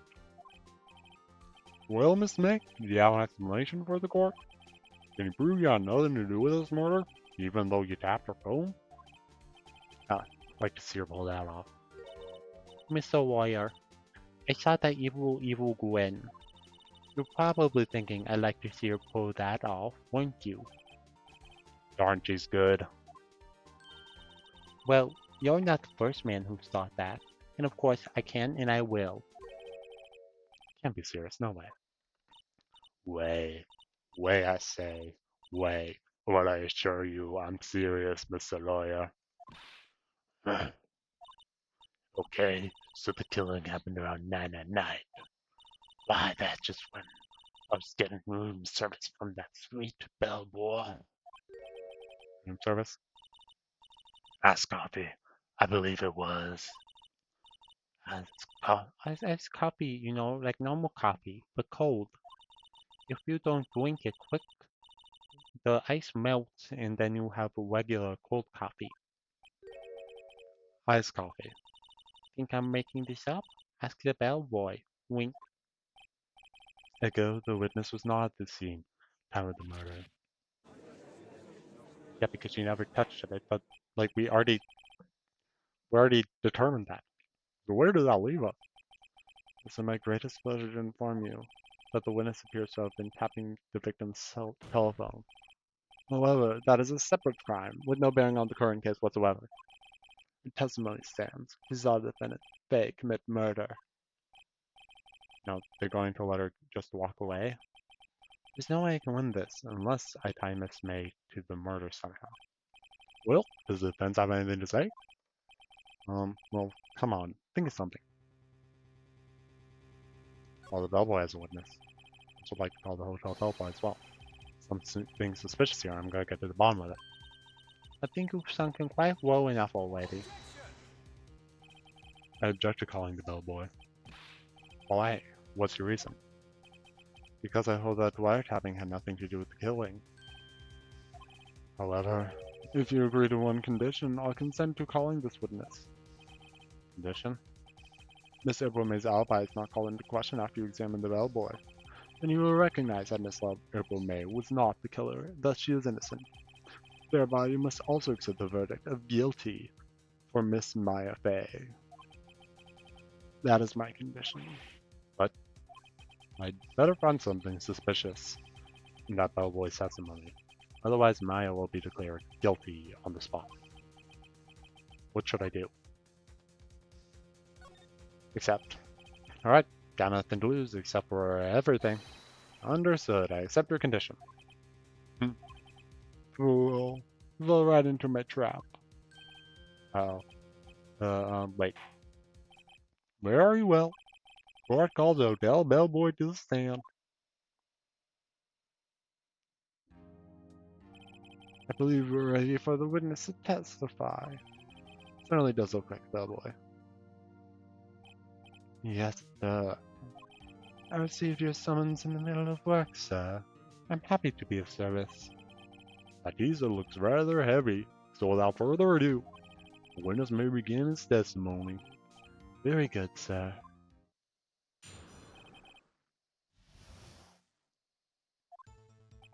I'm the head bellboy at the fine Gatewater Hotel, in business for 4 generations. believe I received a call after 8 in the morning, 8 in the evening, from our guest Miss May. She asked for a nice coffee to be brought to her at 9, on the dot, sir. Brought it to her at precisely the requested time, of course, and I delivered the iced coffee to our guest Miss May herself. I see. The defense may begin its cross-examination. Right. I'm ready, I hope. This is it. You can prove Miss May was involved with the murder. I will be finished. Why did it have to be exactly at 9?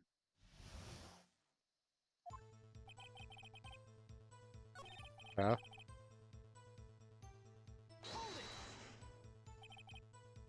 Yeah, that's not what it was.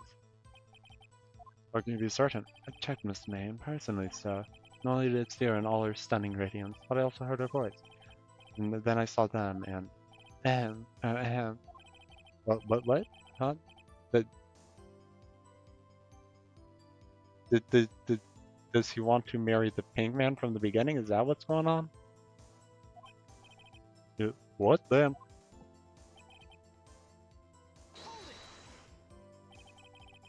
Nine on the dot, you say? Yes, I confirmed that detail several times. She was watching a program on TV. What should drink after she finished, sir? Because it was 9 on the dot, couldn't have seen Mia die. Is that what it is? 9 o'clock, the time of the murder.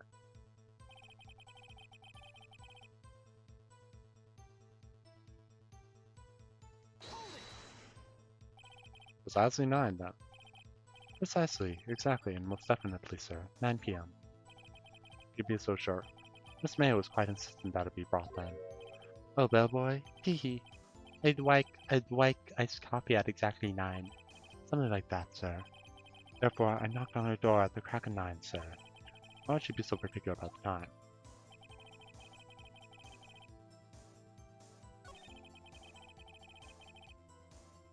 There's something here.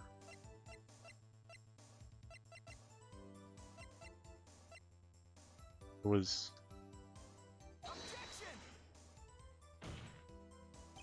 Your Honor? Same... Okay, no, it's just...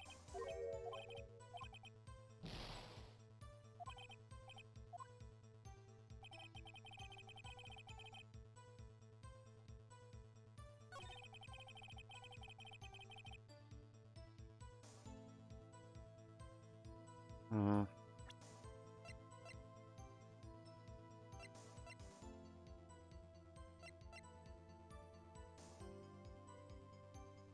Maybe... It's...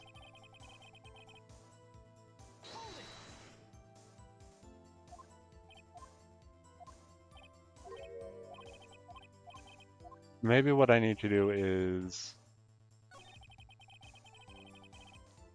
present this so that I can say it's at 9.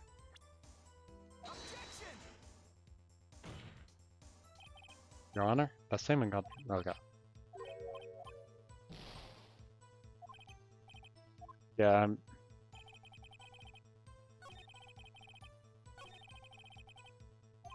Why? How to find something in testimony? Okay.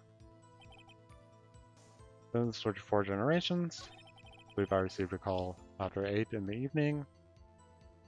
Why did it take an hour or two?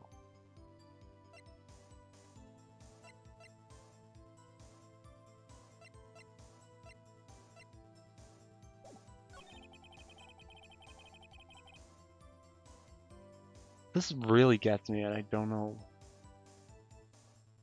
Something about the timing of it.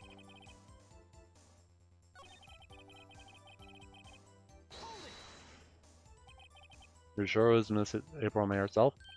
Absolutely, sir. Absolutely? Yes, sir. As in, so very absolutely, sir.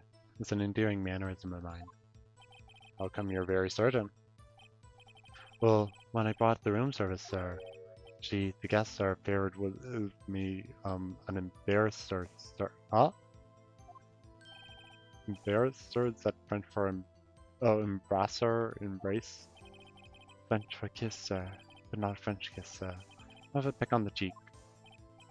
Why would she have done that? I believe perhaps she was momentarily swayed by my prim demeanor, sir. The moment I shall never ever forget, sir. Sounds pretty fishy. I think our Miss May was up to something and wanted Bellboy to remember her. No good. Nothing here. Is that it? There is something here, but it just won't let me. Ah, I know you understand. This bellboy has absolutely no reason to lie. Now, if you have any decency, you will end this rather tedious cross-examination here. Hmm? It was a bit tedious. Witness may leave the stand. Can't let this happen, can I? Wait. Please wait. Yes? Does the Benz have something to add? One last question. Let me ask one last question. Your Honor, I must object. The charade of justice has gone on long enough. Now, Mr. Edward. All right, Mr. Wright, I'll give you one more question. That's all. Okay, this is really it. Now it's my last chance. What do I ask him about?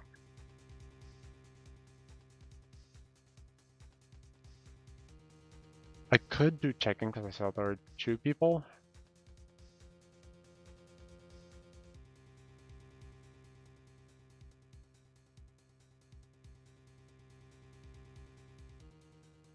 It's one of these two.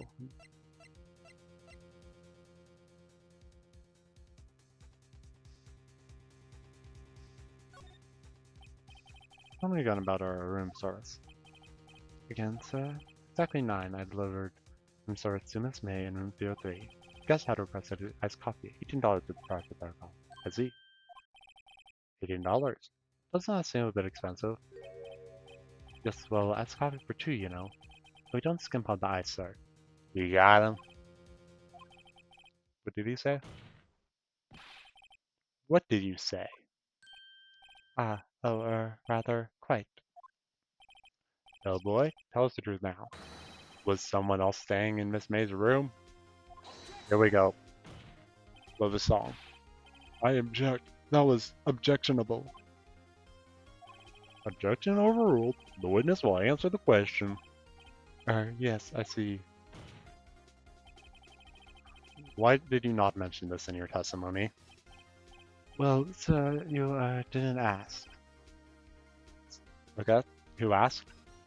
Nice try. That's the sort of thing you're normally supposed to mention. Ah, yes, right, indeed. There was a good barista there, Miss Edgeworth, who tells me not to mention it if I was specifically asked, so. Ugh, you fool. I've done it. I won. I feel like something's gonna happen. Miss April May checked into twin room with a man, correct? Yes, sir. Then, when you brought them room service, you didn't see that man in the room. That's right, sir. Hmm. Your Honor, we just learned of another person involved who may have been the murderer. In light of this new fact, I hold that it's impossible to judge the defendant. Wouldn't you agree, Mr. Edgeworth? And who, Mr. Wright? Who is this other person? Simple. It was the man with Miss April May. The man who checked up in with Miss May. Your Honor, as has been previously revealed, Miss April May was tapping the victim's phone, and Miss May herself has an alibi at the time of the murder. However, that is not clear the man that was with her. The bellboy saw no one else in the room at the time of the murder. My, what a convenient little setup, but it's too late. Too late? Suppose you'd like it if it was too late, wouldn't you? After all, it was you who hid the presence of the other man from this court. Oof, what's that? Amateur. These accusations are ludicrous. No, court acknowledges the defense's argument. Expect the prosecution and defense will look into this matter fully. Am I understood? Yes, yes, Your Honor. That's all for today for the trial of Maya Fey. Court is adjourned. We did it! September 7th, Digital Report, Lobby 1. Mr. Wright, you were amazing in there. Really? I think I might be your newest fan. Oh, I just doing my job, you know. Then again, that other attorney was pretty cool too. Huh? That face of his, with his eyes wide and trembling lips, sent shivers up my spine. If you say so. So what happens with me? Do I get to go home now? Well, no, I don't think so, not yet. Oh, I see. But I got a great lead in today's trial. A lead? That man with Miss May. He's the key. Oh, I get it. What happened to Miss May after that anyway? Where they arrested her, because she's learning her charms won't work everywhere. She's probably at the detention center now. I may have to go down there later. What charms? Like, anyway, this is far from close. Yes, sir. I'm going to find out more about this man. You think he was the one who... Maybe so. Yes, Don't worry, I'll find it by tomorrow. I promise. I'm counting on you. As for full record of April May's testimony, thought it might come in handy during the trial tomorrow. Now that I have it, I'm not so sure. Most of her testimony was all lies. In fact, there's only one part that hasn't been stricken from the record. Is that the victim dodged an attack and ran to the right, but she was caught in trap. Don't know how much good this will do me at all now. Anyway, time to hit the pavement to do some investigating. Wright doesn't belong in the detention center, and it's up to me to set her free. To be continued.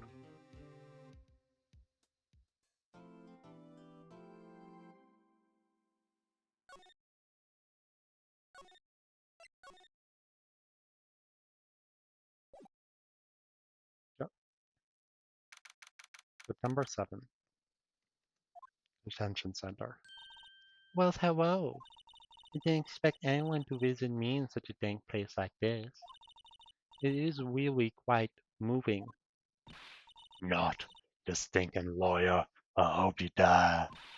Have you come to laugh? Yes, laugh at the fallen Miss May. No, not really. There's something I want to ask. Fortunately, there's nothing I want to be asked. Haven't you done enough questioning, you spiky head? Here you go again. Please, you're scaring the security guard. He seems pretty fine, as is. Like, he doesn't seem too fast. So, what is it you wish to ask me of then? For starters, how do you get to be so totally whacked? Let me just...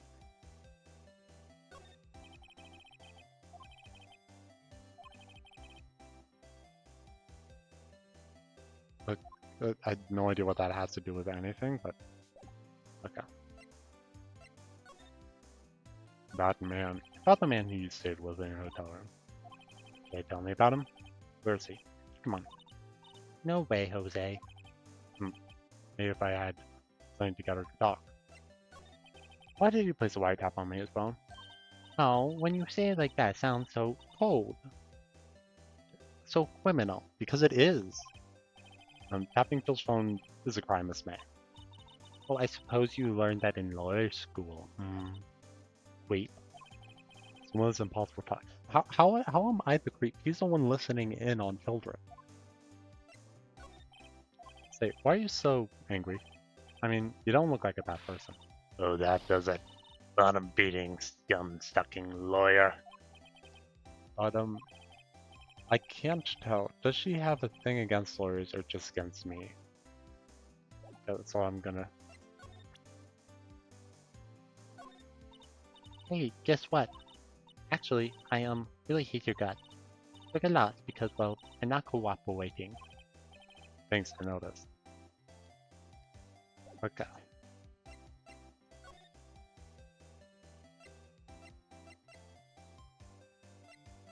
Oh? Painting's gone there.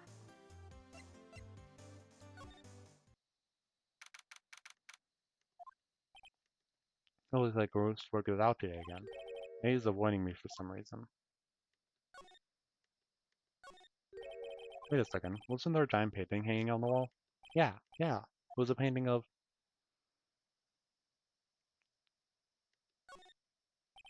Wasn't it? It wasn't a very memorable painting anyhow. What's this? Old photos? There are two lying here. Something's been written in pencil on the back. Deal 6 incident. Exhibit A and Exhibit B. Let's take a look at these. Sure, I've seen this person somewhere. Perhaps I'll borrow this photo. Sure, no one will miss one little photo. Might be a valuable clue. I'll take it for now. This is very illegal. Photo lies on the desk. Oh, that's a dude. Just swap photos. That's...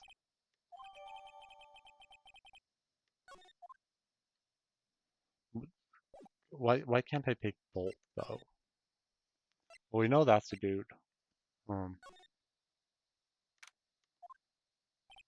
Ah, welcome, sir. Quite the performance today, if I dare say so myself. Thanks. Sorry for putting you on the spot like that. No, no, not at all, sir. Your efforts today can only help the Gatewater's rep, as they say. Rep? Yes, our reputation will swell as a hotel where a murderer used a wiretap. We can charge a premium for the room, of course. It'll be a great business, sir. What the psychopath? Miss May hasn't been charged with murder. I too will become famous. That boy who brought the murderer iced coffee. Why do I feel like we're both stuck in the same bad dream? So, you're our honored guest. Please let me know if there's anything I can bring you. Anything? Full screwdriver. Ah, please leave that as is, sir. That's the drawer of terror. Hiding the place of the murderer's wiretap. That's become one of the most popular attractions here. This is such a lame attraction. That's serious. I don't believe it. All in 2 classes. Let's clean it up by now. Ah, I beg your pardon, sir, but if you could please refrain from touching those. Part of the decor. I call it the last drink before the murder. It'll be famous. The talk of the hotel industry. Nice weather again today. Steve Danko lawyer outfits. Of course. Ah, yes. We plan to install a telescope in that window, of course. This is so creepy. Just $5 will earn you 3 minutes of view to kill. I'm pretty sure that's illegal because you don't own the building across the street. Just kidding, sir. Oh, I look inside, I'd say he was more than serious. Simple bet. It's been recently made, nothing eye-catching. Ah, it's full... yeah. Base. Tulips with sunflowers. Yeah, I don't think there's anything there. Yo! Bonus mate. Oh, here? Her, sir? Not to boast, but I knew the moment I saw her. She'd do it, I said. What? Huh? Do what? I'm starting to think the most suspicious person is this guy. He is. He should be arrested for a very different reason. I want to ask you about the man who's with Miss May. Ah, yes. He struck me as a real lady killer, if you pardon the expression. I knew from the moment I saw him, sir. He and I are the same ilk. We both carry a scent of danger. You're in total agreement, Mr. Psycho Bellboy. I had a photo of that man. I'm quite sure I could identify him. Photo? Can you tell me about this hotel? Absolutely. And on this subject, I have an excellent idea, sir. Currently, this hotel is known as Gatewater. Suppose that we add a subtitle. Subtitle? I'm scared. Gatewater Hotel. Murder Manor. Well, what do you think? Sounds great. Floats your tea set. So now I should present the picture of this dude. Take a look at this photo. That's him, detective. I'm the lawyer. Oh, I know that. I just wanted to say detective once. You know how it is. No, I don't. Without a doubt, that is the man who checked in with Miss April May. How about I write an affidavit? Affidavit? Swearing that's him. I'm gonna look that word up because I haven't heard it before. Affidavit.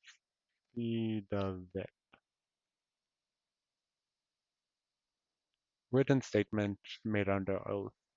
Okay, seems simple enough. Impediment? This guy is way too excited about this. Just have him write down. Evidence is good. Well, sure, why not? Yes, I've always wanted to write an affidavit, sir. Excuse me. From henceforth, I will be known as the bellboy who swore the affidavit. Just hurry up and write it. Now you must make a blade out of this.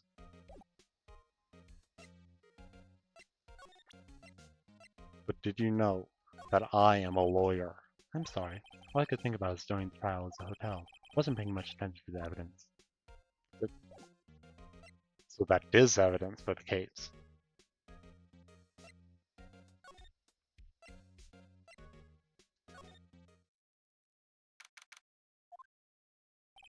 Looks like forensics is taking the day off today. Dive the gumshoes somewhere in sight. These are really get this place to working over. I'll throw any dog clues off. Suppose I can't hard to take a look around though.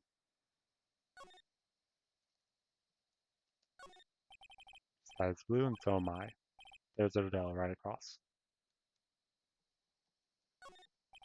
His desk, perfectly lean as always. Only thing is missing is, yeah. Now that's just sad.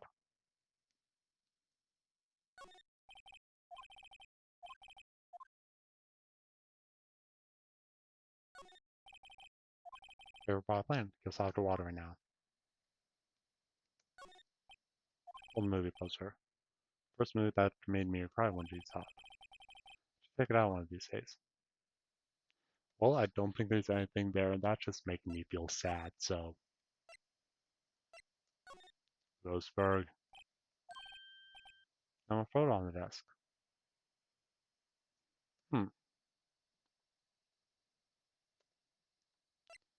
Okay, because I'm guessing it's because I have what I needed. You again? Can't you take the hint and stay gone? Hey, the only reason I'm back here is because you won't talk to me. Oh, so it's my fault now. You don't just have spiky hair. You also have a spiky heart.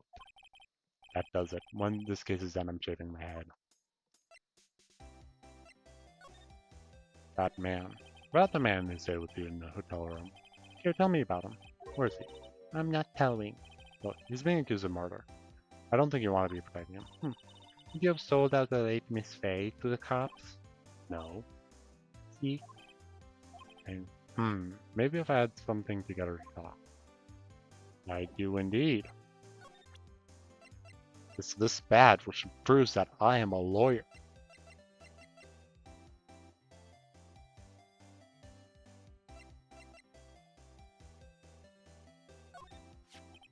Did you have a look at this? What's that? The bellboy's is a feat of it.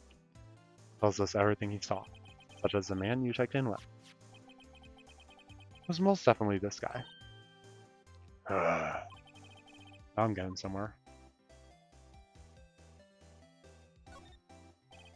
Okay. These are all out.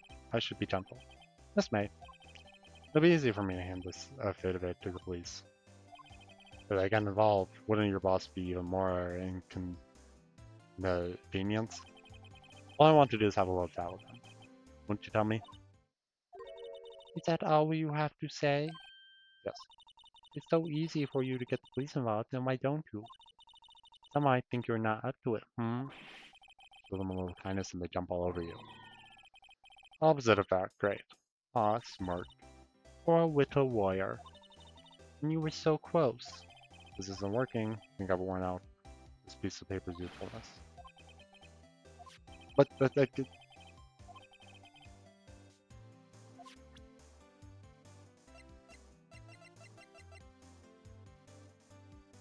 we just threw away evidence.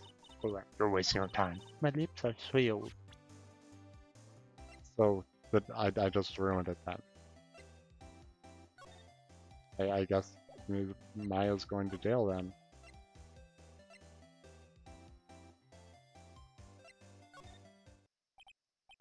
The bellboy seems out, huh? Sound of water is coming from the shower. La-di-da, money making, money making. I got the money making blues. Someone seems to enjoy washing the showers. Now that he's gone, Scooter still stuck in the drawer, but no, like, okay. Right. This is getting ridiculous. Where is the sulfur? Ahem. Ah, that old familiar clearing up the throat. Ah, you again. Hello, Mr. Grossberg. Well, well, you're quite the thing, my boy. Excuse me. The trial, the trial. He was there? Reminded me of myself when I was youth. Guess something got passed down through Mia, maybe. It brings me back memories, it does. Ah, the days of my youth. Like the scent of fresh lemon, you see. I apologize. Huh? I was a little bit too much for me, my boy. Seeing you today, I, I appreciate the reminiscing, but I'd much rather you gave me some information. The trial. So you came to say trial. yes, I did. Something was bothering me all last night, you see. Couldn't get a wink of sleep. Really? What was that? Well, you see, it's just me, sister, that poor girl. My boy, I owe you my thanks. Truly. Don't know what I would have done if things had gone poorly for that girl. For that word about it, why didn't you offer to defend her? I asked before, but why did you refuse to request her defense? I think I have a right to know. Alright, Mr. Wright. No, I'm sorry. It's just, I need more time to think about it, my boy. That seemed a little troubled about something. Maybe I could find something that'll inspire him to talk. The other day, I'm sure there was a big, pretentious-looking painting on the wall. Pretentious looking. Well, you know the one I mean. Anyway, where did it go? Yes, well, I got rid of it. Got quite tired of the thing, really. I sold it, you see. Yes, that's right. Hold it? I'm not sure I buy that. Isn't the painting rather important to you, sir? Did something happen? I don't see how it's any of your business. Please speak no more of that accursed painting. I didn't, oh. Is that...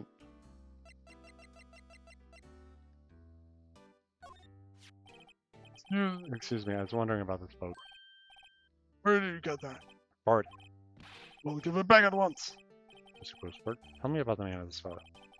He may have been in that hotel in Miss April May on the night of the murder. You know something about him. Anything? Mm, Very well, I'll tell you what I know. However, you didn't hear it from me, if you follow. Follow. The man is Mr. Red White. He's the president of Blue Corp. Red, white. Blue core. There's something like a detective agency, right? They're information pros. They sell information, you see. Sensitive information.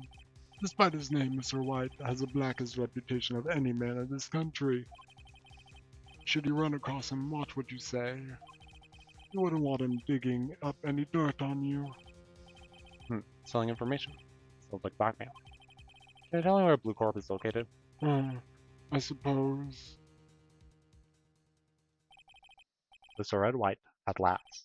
Finally, will lead on the sky. Even if April May couldn't have done it, he could have. Time to take action. Photograph returned to mid. I must ask you to leave. I need to think about things. So I'm just losing all my evidence. Blue Corp. There it is. There's that painting. CEO's office. What's with surreal decor? Welcome. Please furnish me with the title of your personage. What the? Your name? What's your name? I'll just inquirably asking what title you go by. Right, Phoenix Wright. Inquirably? Mr. Wright, is it? Right, I see. Splendorific for us. Perhaps I've intimidated you with my giantesque vocabulary. What is this guy's problem? I'm Red White, CEO of Blue Corp. Corporate expansion official. My business dealings bring me into contact with the elite of the elite. So afraid I'm not used to conversing with the worldly challenge. What a fruitcake. Let me guess. You're the attorney fresh out of law school, are you not? That's the only explanation for why you'd come to meet me like this. What does he mean by that? No matter. So what business does it matter or have with a man such as myself? That's this guy's arrogance meters off the scale. Now, I want to first examine. I want to seen this somewhere. This is a replica? Ridiculous city. I have no interest in anything but originals. So right there is a bona fide original, worth 5 million for sure. Guessing this is supposed to be a desk. My. This is quite the thing. It's modeled on my own body, see? Well, does its sleek rhombnature not inspire you? It's something alright. This is a top floor 20-story building. View is quite presidential. Just a lineup of trophies. Judge's Special Runner-Up, Best Participation, Judge's Cooperation Award, Special Good Driver Prize, but the word Judges and Special kind of stand out. Statue of a man holding up the world.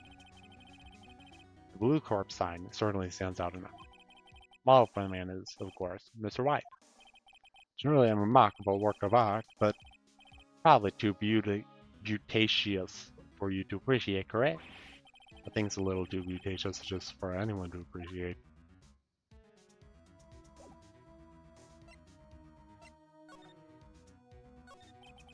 Miss May is an employee of Blue Corp, is she not? Correct. She was my secretariat. Well, Shaka was to hear she had done. What she had done? You mean the wiretap? Indeed. She is paid to answer phones. Tapping them is not in her job description. She does gather information for us as part of her duties. But I assure you, we do not condone illegal methods. It is inevitable that she would do this.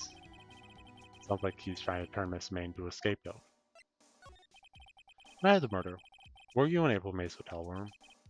You can say, I seldom pay attention to mundane details, such as time and place. My motto is, don't worry, be happy. Do do do do do. Don't worry, be happy. I don't remember the rest of the song.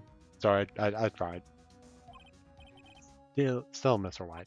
So tell Bellboy stayed on record that he does remember you very clearly. No matter, the Bellboy can say what he pleases. He still won't talk to you. If you want me to speak, put me on the witness stand. Though I doubt you'd be capable of doing that. Raises a good question, actually. Why didn't the prosecution call him as a witness? Should have seen the same thing as Miss April May. Oh ho ho! The police, the courts. To me, they are mere toys. Playthings for my amusement. What kind of company is Blue Corp anyway? Excellent question. We buy and sell various kinds of information. We're a company of the future. And you might say we are the future. Sell information. In just 10 years, I've built this business up. Grand office you see now. In case you're wondering, Blue Corp was named after the color blue. Red White of Blue Corp, as founder and CEO, named it so. And why, you ask? Because I like the color blue, of course. Fantabulistic, is it not? Oh, there's something that's been bothering me. Yes, what might that be? The big painting on the wall over there. I've seen it before. I've actually seen that painting before.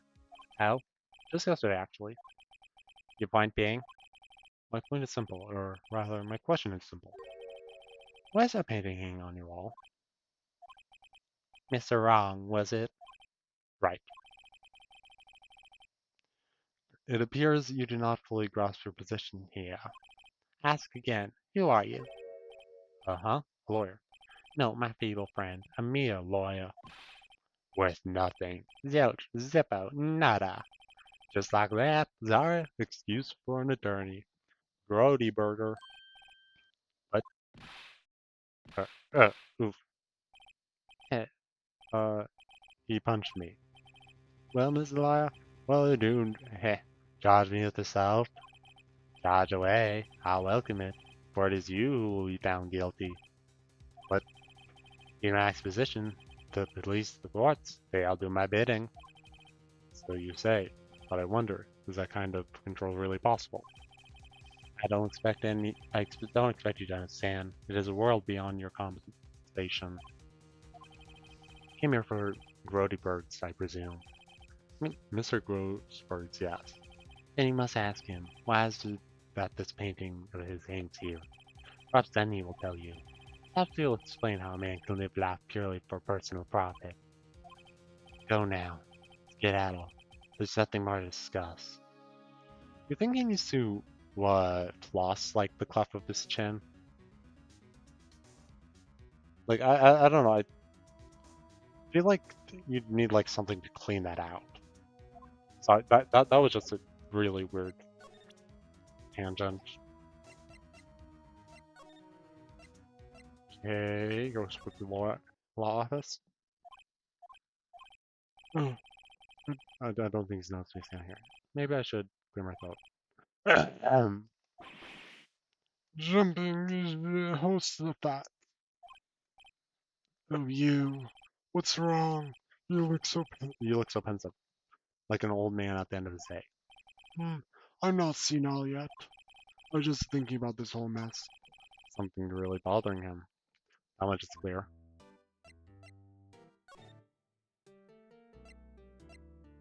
Did you start back up? They came to see a trap. Yes, Yes, I did. something was bothering me all last night. So really, what was that? My, my boy, I don't know what for a girl. We already got that.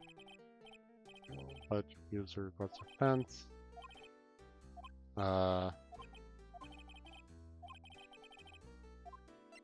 Mr. White. So I paid Blue Corp a visit. Oh, I see. Mr. Grossberg, I have to admit, something has been bothering me. Oh, what is it? Well, out with it, my boy. You see, it's just a big painting. Mr. Grossberg, sir, there was a giant painting hanging right there the other day, was there not? Tony said he had no intention of parting with. Well, I saw it today. It was in CO's office at Blue Corp. Red White's office. So you noticed? So you notice. I suppose I should have guessed you would. This large painting. Mr. Grossberg, I know you and Mr. White are connected somehow. Connected, you say? Yes, and I know what it is. You're lovers! Not something I can claim to understand, but you and Mr. White are lovers, aren't you? What? Huh? My boy. You sent that painting to him as a sign of your undying love. My boy, please. Probably was the blackmail. You're letting your fancies run away with you. Where do you get these bizarre ideas? I don't understand how you did. That's because I'm not. We're not. Don't be ridiculous. It's okay, Ghostberg. You don't need to hide your feelings. This is a safe space. Enough. I'll swallow my pride and tell you all. I knew it. They are lovers. No, we are not lovers. Red White is a man who makes a living through intimidation. Corp is a company that excels in finding people's weaknesses, I'm afraid. I've been paying them for 15 years now. 15 years. All because of the DL6 incident, as you may have guessed. Names on the back of those photographs. As you suspected, I could not stand in defense of Maya because of this. White would have destroyed me if I did. So that's a connection. It is hard for me to tell you this, my boy, but arresting Red White will be nigh impossible. Impossible? Why? He has information on everyone. He has an iron grip. He owns judges, attorneys, prosecutors, police, and politicians. But They're bound, unable to do harm to themselves, and therefore him. Don't look at me like that. What it is nothing more than the weight of many years. What's the DL6 incident? The 6 is nothing more than a sorting code. The police gave the case. It was 15 years ago now. I received a request from a medium, a spirit medium. Medium. Okay, so this was the case. Yeah. Her name was Misty Fay. Hey. Indeed, she was Mia's mother. She had been investigating a murder at the request of the police, and she failed. As a result, the police called her a fraud. This is what Maya was talking about the other day. I did all I could for her, and in the end, hid her of wrongdoing. That murder case, however, remains unsolved to this day. That case is a DL6 incident. But why were you blackmailed over this, Mr. Grossberg? The DL6 incident was top secret at the time. It made sense. The police didn't want people to know they were using a medium. They couldn't let people know. One person found out. I told him. Told why? He offered me riches. There's an embarrassment to me now. Because I talked, the police were mocked far and wide. In secret, they began looking for one who sold them out. Of course, White heard about it, and he came to me. Only this time, the offer was blackmail. I see. White controls the law of this country as he sees fit. Yet if you would still challenge him and his muscular torso and chiseled jawline, have a close look at Mia's office. He's honest? She followed his every move for years. She may have recorded something of what she found.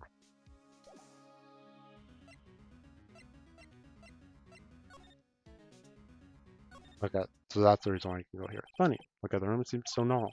I'd imagine murder took place here. Grossberg said there would be clues.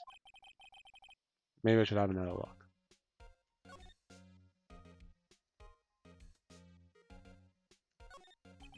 All the cases the chief are working on are filed here. I'll back order, let's take a look. D would be here. I'm gonna ignore that. ABF Misty Faye. That's Mia and Maya's mother. Should I take a look? The tarnish of the Faye name. Leaving only those words, my mother vanished. I was determined to find the ones who had made my mother blame herself in this way, using the power that runs in the family, held an audience with the dead. Finally, the names of two men surfaced. One was Marvin Grossberg, a lawyer who stole my mother's information for riches. The other was a man who sold that information to the press. This parasite makes his fortune on threatening and threats and coercion. His name is... Record stops there. So he knew Grossberg.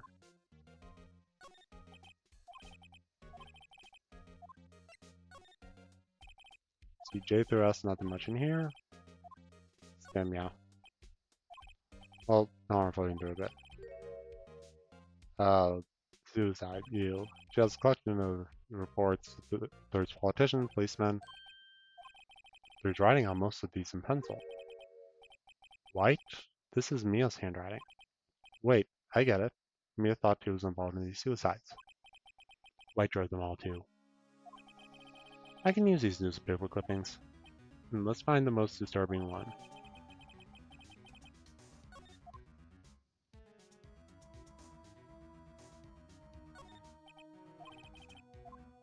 Okay, I'm gonna check this again. Old movie poster. No, okay, so it's not the old secret compartment behind the picture.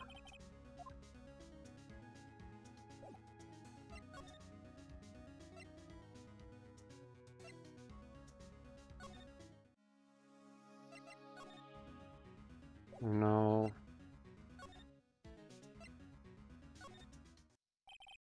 Apparently Miss May is in questioning.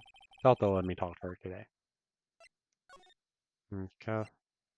Hotel maybe? I I was on a roll and then I completely just... Well, aren't you persistent? But there's something I have to ask you. Mr. Lawyer, I really hate having to repeat myself. But it seems the message has not yet penetrated your thick skull. Stop bothering me. Try my patience further, I fear a nasty accident may occur. Don't I make myself clear? Transparent. I think we're past the need to talk about April May. I've got to put this guy on the spot and quick. Huh? What's the matter? You seem distressed. Blackmail. No point in asking silly crooked. Evidence they can use as ammo. But of course I jest. You need not restrain my mirth, my friend. It's okay to indulge in my cosmopolitan sense of humor. I will not think less of you.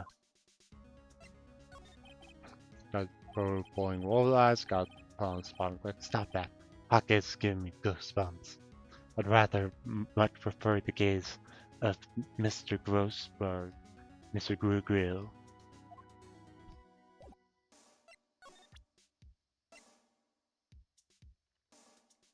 Okay, use this newspaper thing because I got the only clue that mail left me. Better make this one count. Mr. White, see this. An article describing suicide of a politician. He was embezzling secret government funds. Then one day, word got leaked to the press. The very next day, he died. And this concerns me how? I found this article in Mia's office. Miss Mia? She had a file filled with articles like this. Every one of them was labeled with a single word. White. Mr. White, I know what you did to this politician. You blackmailed him. You're blackmailing him. Blackmail? Not just him either. You're threatening and coercing hundreds of others. You're involved in all of the cases that Mia investigated. This company is built off blackmail. I'm right, aren't I? What a bizarre accusation. Mr. Wrong. What is it you should be doing now? Investigating me? No, no, no. I think not. You should be searching for the one who killed the Miss Mia. Secretary's office. Hello? Mr. Wrong, we'll be leaving now. Yes, sir. I'll send someone right away. Wait a second, Mr. White.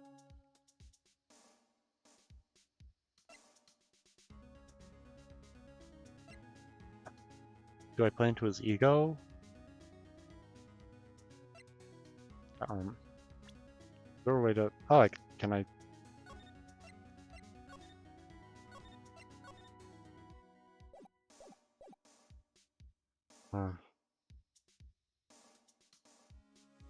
You're wrong, I guess. You're wrong, Mr. White. Excuse me? What I've been doing now is going after you. What are you insinuating? Mia was onto you. She was keeping tabs. For this reason, you had April and May tapping her phone. Then Mia was murdered, and all the documents about you mysteriously disappeared. So, the culprit would be... You and a child could work it out, Mr. White. You did it. Secretary's office. You won't be needing an escort from Mr. Wrong. Instead, please connect me to the public prosecutor's office. Of course, sir. One moment, please.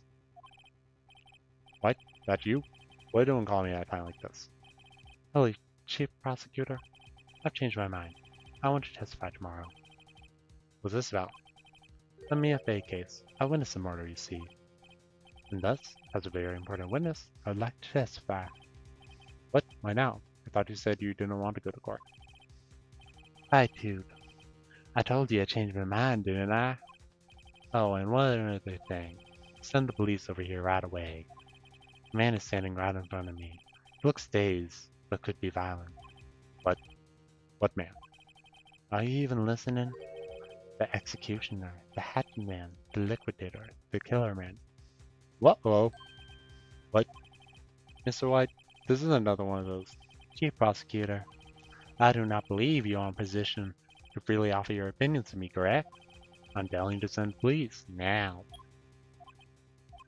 Did I not tell you, Mr. Wrong? You're a mere lawyer, as was Miss Mia. How dare you? I'll point the finger at you, and you will be tried as Miss Mia's killer. Case is as good as settled. No lawyer of any worth will defend you. I have friends in the local lawyers association, you see. They'll be given a lawyer so stupendously inept that they will even make even you look incompetent. Can't I represent myself? Feel pain. There's gumshoe. Roaring, sir. But hairy but. Right, actually. Phoenix, right. And my friend's name is Larry. Oh, right. Sorry, pal. Butts was a murder, right? Detective Gumshoe. I present to you the man who killed Miss Myface. But take this despicable human being into custody. Farewell, Mr. Wrong.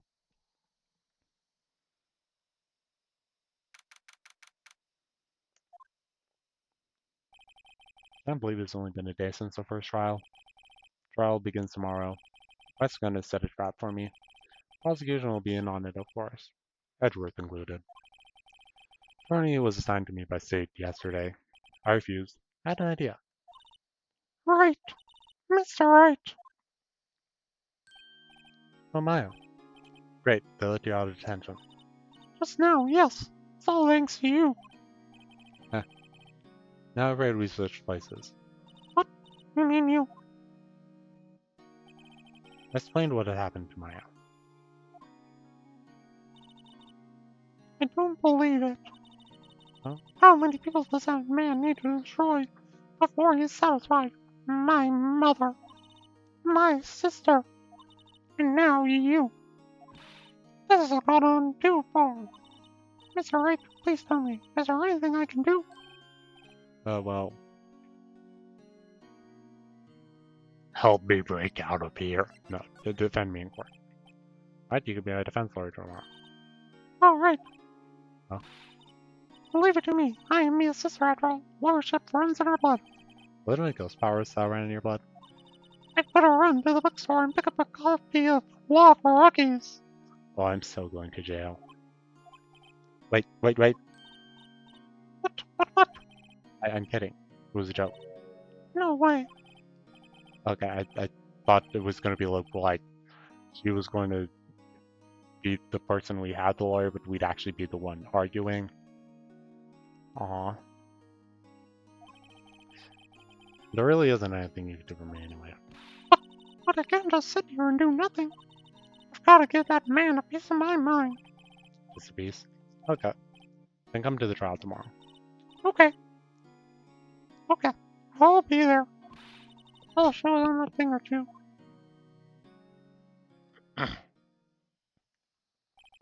Times may change, yet with crime it's the same old story. In fact, it's gotten worse.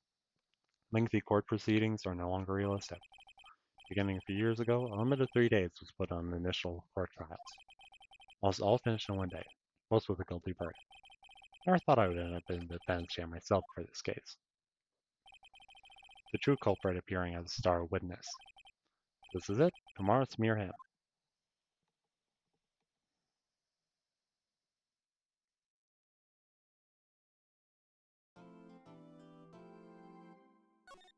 We will try doing the court case, and then that should be it for today.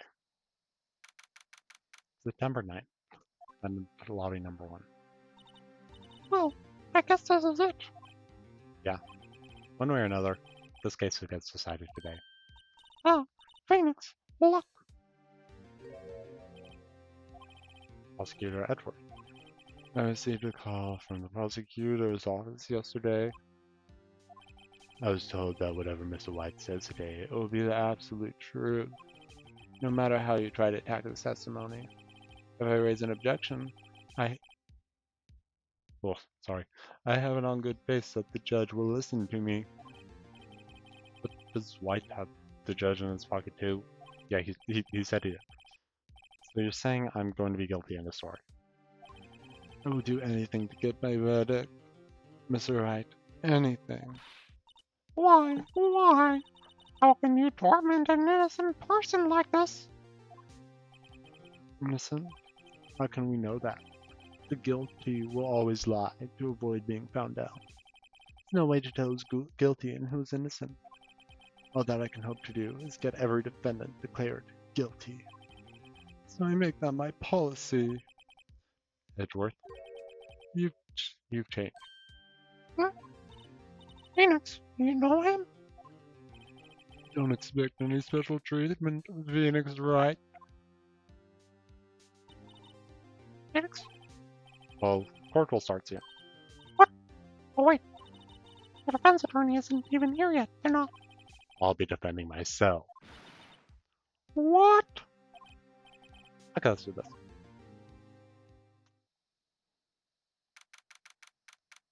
"10 a.m. District Court, room number 1. Court is now in session for the trial of Mr. Phoenix Wright. Prosecution is ready, Your Honor. Defense is ready, Your Honor.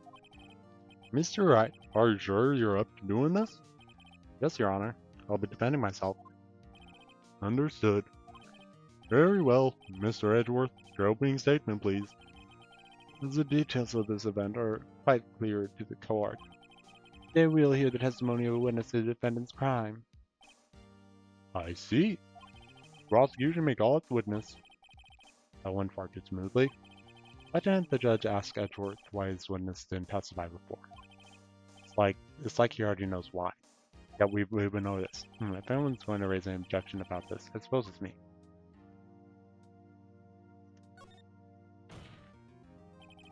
Mr. Edgeworth, you owe me an explanation to the court. Why didn't this witness testify in the trial against Miss Maya Fey? I'm ever so sorry. Mr. White is a busy man, and besides, at the time, I thought that Miss May's opinion was all that would be needed. Again, my sincere apologies to the court. Excellent, Mr. Edgeworth. I appreciate your demeanor. Great, he gets to show off and I get nowhere. I would like to call Mr. Red White to the stand.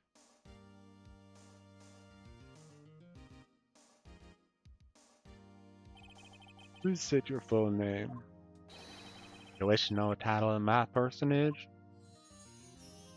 Oh my. Or your name? Yes, that's what I said. Oh dear, do my locutions confuse? Mate. These two are great together. My name is Red White. My friends call me Blanco Nino. I'm CEO, or to use a more common term, President of Blue Corp. Did you know the victim, Miss Mia Fey? That would be a negatory. No, I did not. You're at the Greatwater Hotel the night of the murder. Correct. And you witnessed the murder from there? Why tell you what you already know? Very well, Mr. White. You may begin your testimony. Can't rip this guy's testimony apart. I'm done for. I always feel like it's the end of the world. I'm the last man standing. Ho ho ho. I hope you have made your peace with God, Mr. Lawyer. Let him have it, Phoenix. Go for his kneecaps. Let's see, it was about 9 o'clock, I believe. Proudly crucifying that's reading to you. Some papers by the window. Then I heard a bedlam come from outside. Surprised, I turned to look at the building across the way. It was then I saw him, a spiky-haired man attacking a woman with long hair. Needless to say, that man was other than you, Mr. Lawyer. Called Miss May over at once. She, too, was flabbergasted, of course. Victim. She ran away, but he gave chase. Finally, there was a terrible interaction. Then it was all over. If things occurred as you testified, then I'm afraid the defendant is guilty. Very well, defendant, Mr. Wright, your cross-examination. Yes, Your Honor.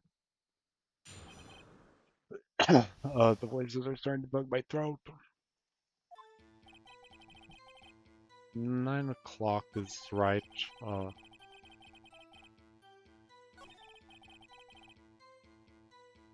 How did you hear it? Bedlam. It must have been when you were attacked, I presume. I see. Continue. Surprised I turned towards the building across the way. Long hair.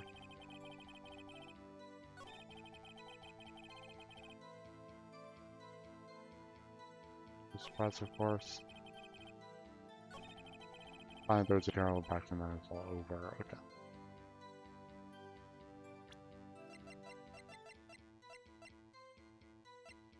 Hmm.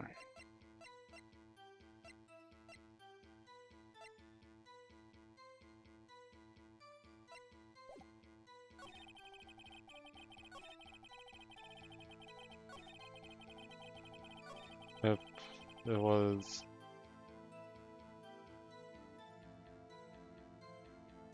How can Miss May have heard it? What was Miss May doing at the time? She had just finished watching soap opera on TV and was weeping openly. Do you know she had been tapping the Fae off his phone? Irrelevant. That's nothing to do with this case at hand. I cannot. I'll answer the lawyer's bold inquiry. Miss May was acting alone when she tapped the phone with this Fae woman. You make a good politician, Mr. White. Oh, I know. After all, I'm El Presidente. Please continue. I'm moving all the voices. The victim, she ran away, but she gave chase. Can you be a little more detailed about that? I think it's worth knowing exactly what happened. Of course, compadre. I understand. The victim was attacked by you and ran to the left, gave chase and struck her down. Are you sure? As you know, I'm always absolutely perfect. Perhaps you could change your testimony to reflect this new detail. Victim ran to the left, and you gave chase. You sure about that? How many times must I say it? I'm absolutely, I'm sorry, how many times must I hear that? Phoenix. Doesn't something about Star Heroes a little odd? Yes, it does. Because if we go here, we can look at the floor plan and it would have been blocked.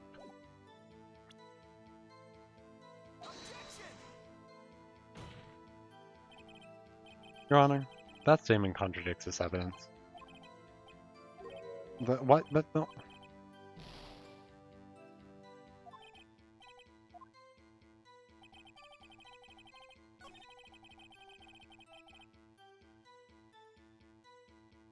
What impaction is all over? Impaction? Don't you mean just impact? Ridiculosity. I think you need to brush up on your language skills. On second thought, perhaps I'd better leave the whole language thing alone. Better prep this guy too, I wonder. Anyway, better find a weakness in there. The weakness is...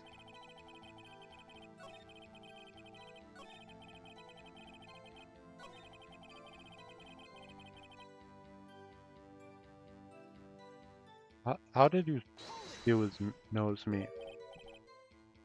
Like air. Needless to say, that man was okay. How do you nose me? It just said directly conflicts with Miss May's testimony. Miss May clearly stated that the sound looked like a girl. I've always been proud of my eyesight, Mr. Lawyer. Just what is your eyesight? Counting both eyes, 40. 40? Don't add them together. Yeah, well, one's 30, one's 10. So perfect eyesight. I think the witness is trying to say his eyesight is good. Wait, whose side is the judge on anyway? His. We've been over this. What did you do then? You know, something to do with this. There we go. Oh, wait, no, that's just... Yeah, because you shouldn't be able to see us from left. Not this... Oh, ran to the right. Oh, I just didn't read that. Okay, that's simple. Wait right there. Mr. White, you've dug your own grave. What is this? So the victim ran to the left. But that direction contradicts Miss May's testimony. She clearly stated that the victim ran right. Oh, how? It is simply you misheard her. I think not. Look at the floor plans. Killer was here. The victim here. The victim ran to the left, as you claimed she did. She would have been running directly away from the door. She would have been running into a dead end. Don't you find that odd? I guess it was that I just had the wrong piece of evidence. Very strange. I did see her run to the left. I did. Look at his face. Don't you think he's lying about? I don't think he's lying about this one. True. Maybe he really did see the victim run left. We did witness the killing. Wait a second. Mr. Wright? Yes, Your Honor. Miss May says right, and Mr. White says left. Can you explain this contradiction to the court? They're both right. Both witnesses are telling the truth, because looking different ways. I doubt it. Or rather, that is not clear of the contradiction. There's one scenario that will explain the conflicting accounts. What? Obviously, the witness was not viewing the crime from the hotel. Mr. Wright, what do you mean? Yes, what do you mean? He was not viewing the crime from the hotel. If he was not in the hotel, where could he have been? In the law offices of Vancouver, of course. More specifically, he was standing here.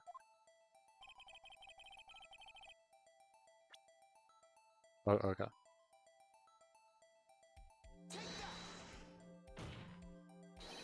This is where he was. Look, when the victim ran for the door, he was watching from this point. To him, it would appear she ran to the left. So stupid. Please, this is no time for jokes, there's no taste. That is where the killer was standing. Exactly. Order! I will have order, or I will have your heads. Anyone disturbing the order of this courtroom will be held and condemned. Mr. Wright, what are you suggesting? Rapscallion postulates that the defense are a distortion of the truth, Your Honor. Indeed, they do seem a bit far-fetched. Oh, you provide us with so much entertainment, Mr. Lawyer. But now, he's laughing. The hilarity of the moment made me remember something. Appears I have been unclear, and for this I apologize. Mr. Your Honor, might I be allowed to testify once more? Very well. Let's hear the revised testimony.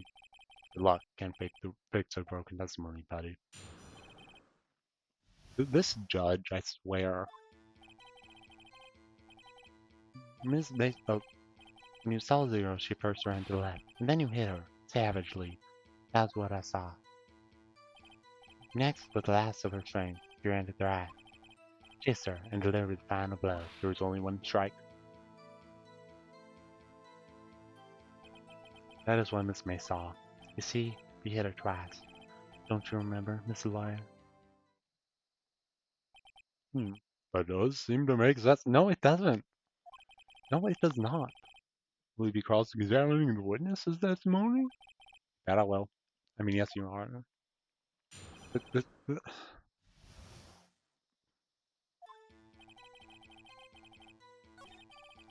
All the doors she first turned to the left. I hit her savagely.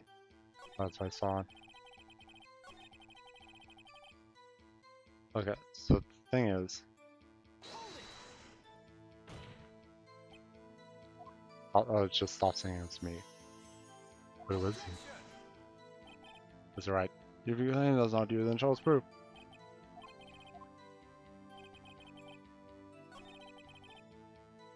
Okay, that's what I mean. Yeah. So watching both times. Suppose I was. And please excuse me for not testifying to this sooner. What do you think, Vince? I think we caught him right where we want him. He slept. Let him laugh for now. I'll soon wipe that smile off his face. Not too sure about this.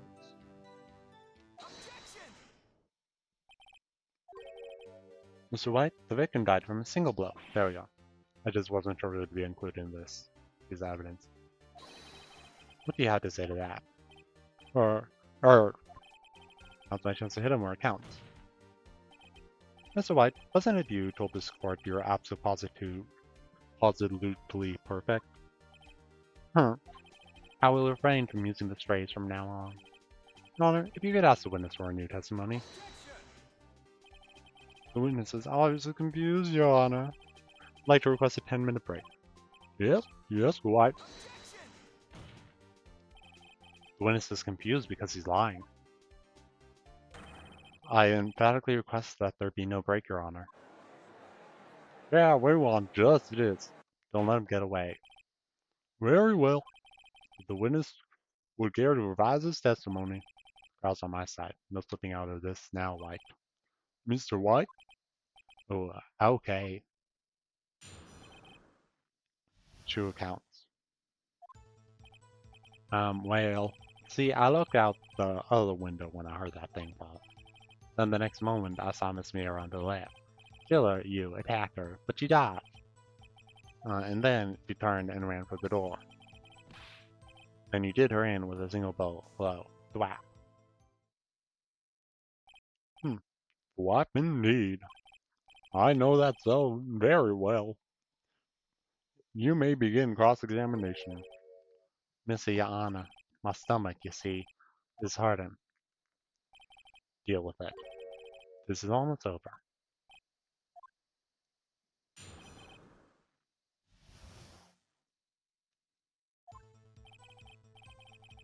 So the window when I heard the thing.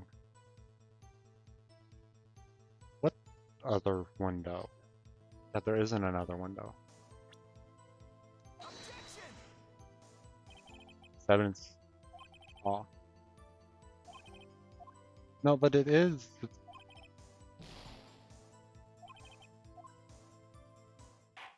Aw. Enough. No longer long the trial. Guilty. Okay.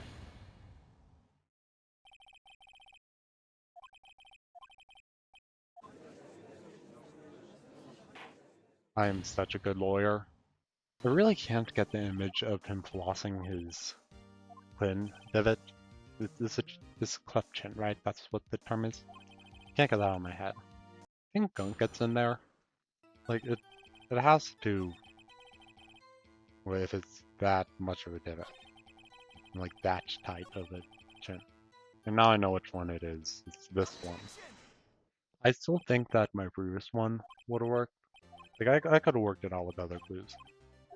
He was a victim. He was the one who was murdered. No.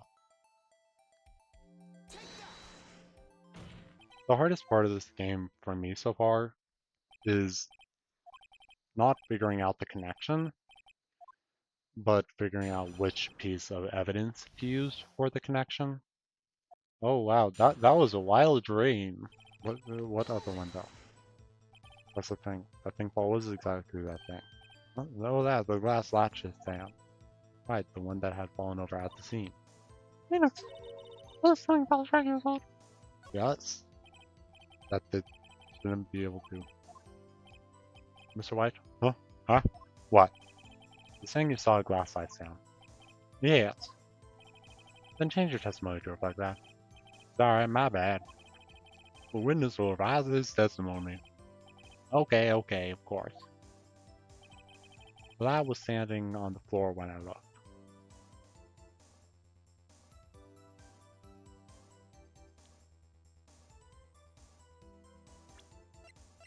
Now I use the floor plans as evidence. Mr. White, it was impossible for you to have seen the glass down. What? Look at this. These are the floor plans. These are floor plans of the scene of the murder. Yes. Correct, Your Honor. Now look. If you were to look through the window at the office, this is the area you'd be able to see. Here. Well, note that the stand is not within the visible area. Well, Mr. White? What do you have to say to that? Yeep. Right. Ridiculosity. Mr. White, if you were in the Gatewater Hotel as you claimed, you cannot have seen the stand before it fell over. In fact, you wouldn't have been able to see it after it fell either. There's no way you could have recognized the broken shards of glass as a light stand. So when did you see the stand, Mr. White? It must have been the moment that it fell, and the only place you could have seen that from is inside the Bay Law offices. In other words, you were at the scene of the crime when the murder took place. Ah! their explosions.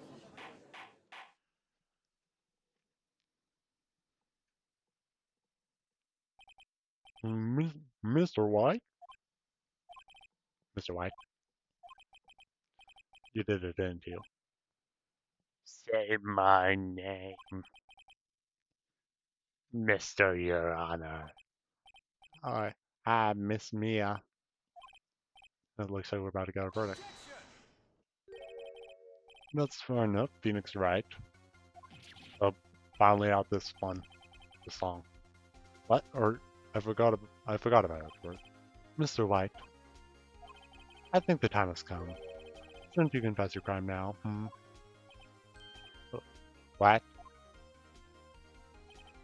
I said you should confess your crime. Ergo, confess that you placed a wiretap. The wiretap? I swear, this judge of the order. Mr. Edgeworth, explain to the court what you mean by this. Distinguished members of the court. Mr. White is slightly confused. Allow me to explain.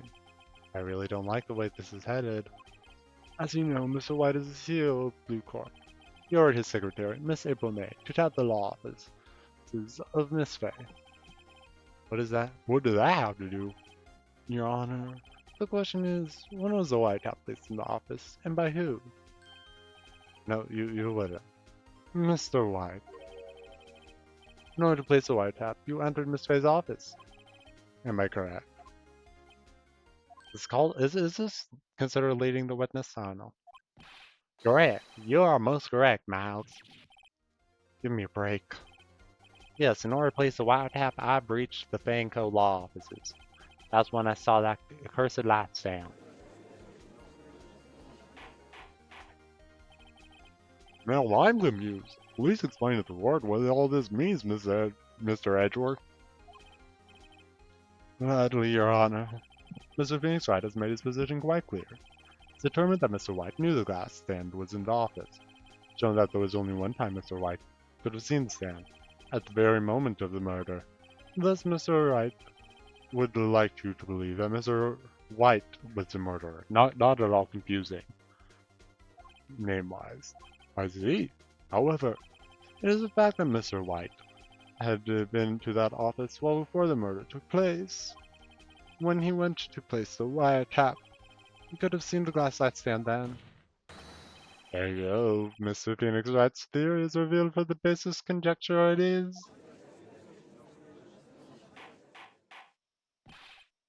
Mr. White, you will testify to the court about this wiretapping. Leave it to me. I feel faint.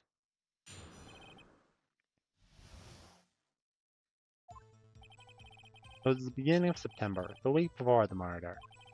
Entered Banco law offices. Of course, I had done so to place the wiretap. That was when I saw this glass light stand. So, you saw it stand before the night of the incident? This is how you're able to identify what had fallen over? By the sound? Correct, that is right. I see. Very well, Mr. Wright. You may cross-examine. Good luck, Phoenix. Good luck, Phoenix. Yeah.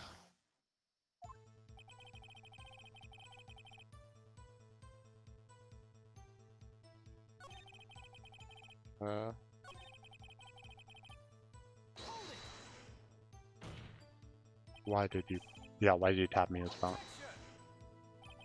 This is no bearing on the current case, Your Honor, except that it does. Blue Card is a detective agency of sorts. You have a responsibility to protect client confidentiality.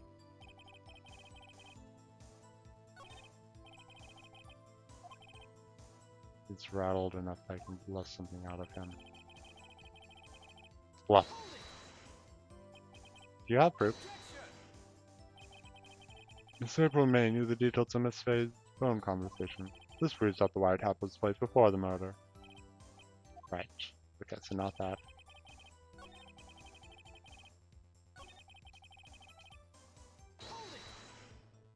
Did he though? Why did he know something as innocuous as a light scan? The last stand was made entirely out of glass. It was quite stylish, so I guess that made a lasting impression on me. Such a beauteous thing deserves attention, does it not? That is all. Alright, there's nothing there for me to press on. Well, maybe he's rattled. Okay. Timber. First it didn't sort of place the right at. Okay, so it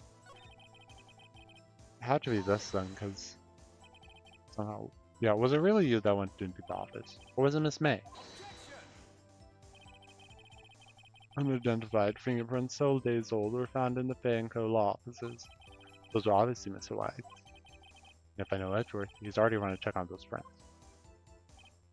Now, Mr. White, tell us why you went to the Fay & Co. law office. Don't tell me I've run out of ammo. Tisk. I'm afraid that's as far as you go, Mr. Wright. The time has come for you to admit defeat. You fought honorably. No more. Can't take this anymore. Mr. Wright? Are you giving up? Yes, Your Honor. Phoenix. Phoenix. I know that voice. Maya? Never give up, Phoenix. Maya.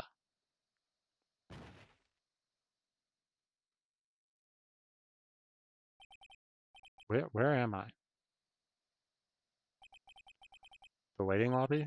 What happened? Oh, right. I lost a trial. I was hallucinating.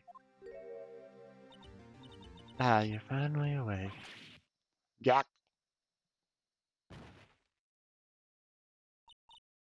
Hey, hey, Phoenix. Gak? That's no way to greet an old friend. Phoenix, I want to look at me.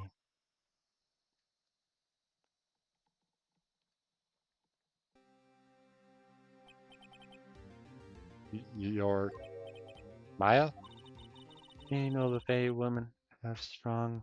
I'm getting the voices mixed up again. Didn't you know the Fey women have strong psychic powers? And you accepted your defeat in court. Feared that was enough of a shock to awaken Maya's true powers. So Maya's channeling you, Mia? That's right. I am Maya. I am also Mia.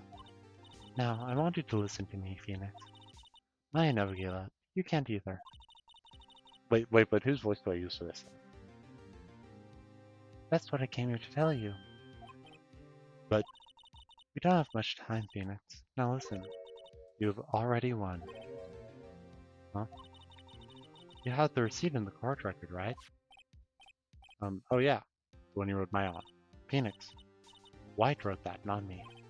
So what do I do with it? Look at the front of the receipt. The front? It's a regular receipt. Looks like it's from a famous department store. $1,000. Well, big spender. Yeah, that's a lot. Item, glass light stand. Date of purchase, September 4th. September 4th. Too recent. That's right, Phoenix. I bought that stand just the day before I was killed. Whoa. Now, what did Mr. White say in his testimony? It was the beginning of September, the week before the murder. So the stand the week before the murder. There you go. I think the court is about to reconvene. Go do it, Phoenix. You know you're innocent. Now I just have to prove it. Right.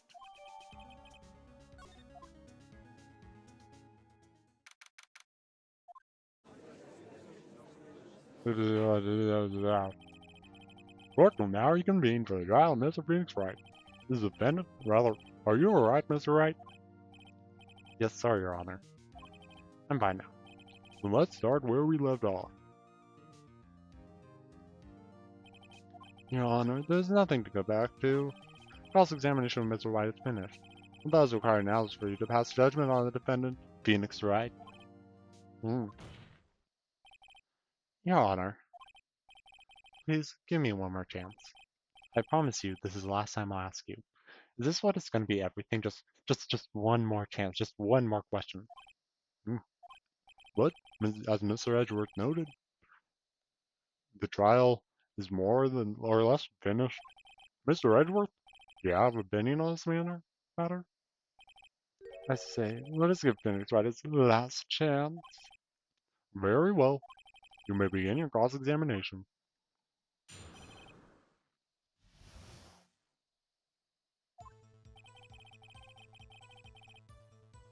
And it straight up told us what to do here because I knew the receipt was going to be relevant. Look closely at this. See the word may written in blood. Blah, you're grasping. I think not. Look at the other side of the receipt. The other side? Your Honor, would you tell the court what was written on the side of the receipt? Well, the last lot stand. And the day of purchase? What? That's the day before the murder. You see, Mr. White, I've already won. Honey? When you allegedly entered Vanco law offices at the beginning of September,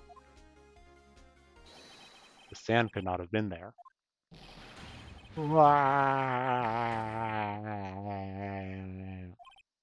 Well, Mr. White? Can't go this one, can you? No, impossible. Uh-oh, he's losing it. Well, Your Honor, I understand there must be quite a bit of pressure on you. But I think you'll agree you can't judge me guilty under these circumstances. Very well. Then, that is all for the trial. No, you can't do that. Only I can do that. Not so fast, Phoenix Wright. Huh? But no way he can worm his way out of this one. Oh wait, I forgot. This side door. He got an edge worthy of it. Ah, ha, aha. Okay, I'll show myself out.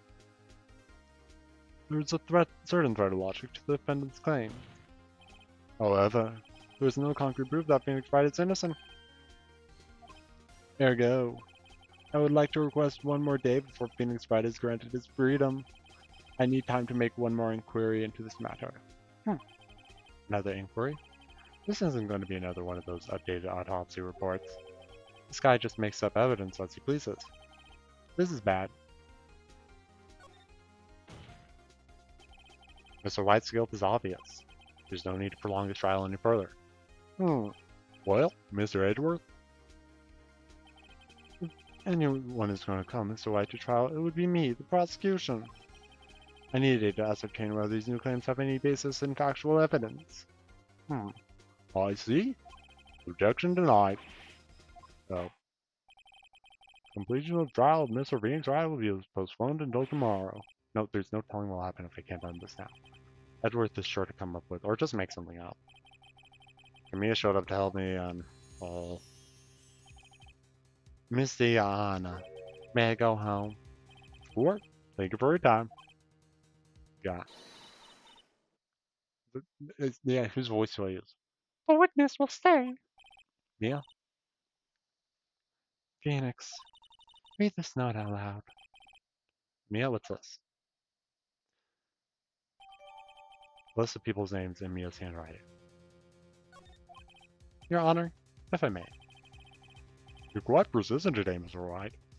Now, you see, the thing is, I communed with the ghosts of the dead victim in order to figure out who had did it, and they said it was Mr. White, so you gotta believe me. Of course, I'm the only one that can hear her, but you gotta trust me. Like that. But I am. My life is riding on this one. Something I'd like to read to the court.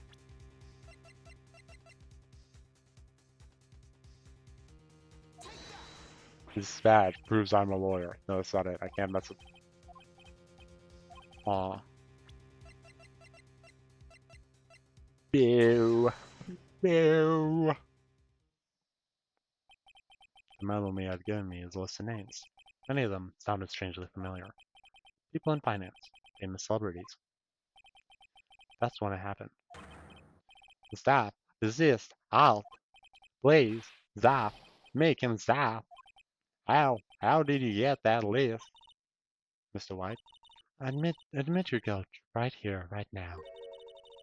Or else this list will be released to the press.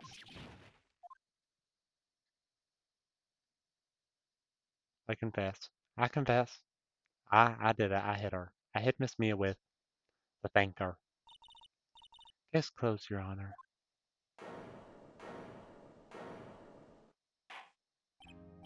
Well, I see no reason to continue this trial. Mr. Wright? Yes, Your Honor. You've done it again. Wild spirited offense. Yes, Your Honor. Spirited. Get it? Uh-huh. Guess you could say that. If only you knew how spirited.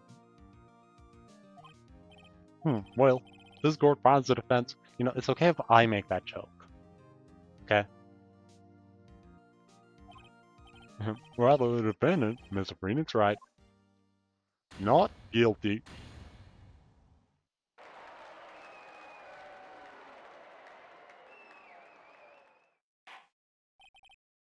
That is all. Court is adjourned. Yeah, there's no, like, confetti for, like, if the murderer gets caught. It's just, oh no, you get to go free, so woohoo! We figured out someone else was. Well, I never thought I'd be seeing this again. But congratulations. You're lucky I was born a Fae. Lucky I had both you and Maya on my side. I'm glad you made it. Thank you, Phoenix. There's a lot to help me, and Maya. I don't forget as long as I live. As long as you live. My time here is running out. Huh? My powers are still weak. Can't stay here that long. But, no. There's still so much to say. Don't worry. I'm sure we'll meet again. Chief.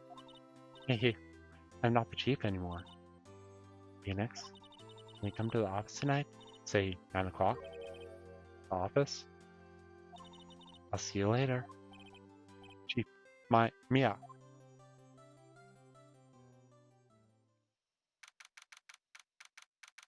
Same time she was murdered? Great.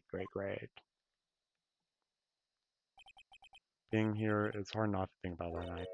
Came, Mia? Don't worry, you might not. Huh? Of course I can. Well then, I'm pretty hungry. How about a burger? Yeah? Wahaha. You should see the look on your face. Mia? What are you talking about? It's me, Maya. Maya? What? Did I look like my sister? Looked like you were her.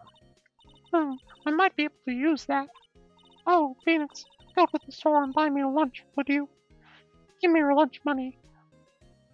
Yeah. Maya, why are you here? Because of this. See? Maya wrote me a letter. Take care of Phoenix for me. Care of, huh? She means office. This office. Someone has to help the new Wright and Go law offices, right? Who better than me, Maya Fey, reporting for duty. Wait, no. On second thought, let's make this casual. Yo, Nick. Nick? Nicholas Phoenix Wright. Wait, no, is his name Phoenix? Where's the Nick come from? Hi, here. Ready to get down to business. You don't mind me calling you Nick, do you? It's a great thing. Maya said that's what your friend Larry called you. Nick? You know what this means. We're partners.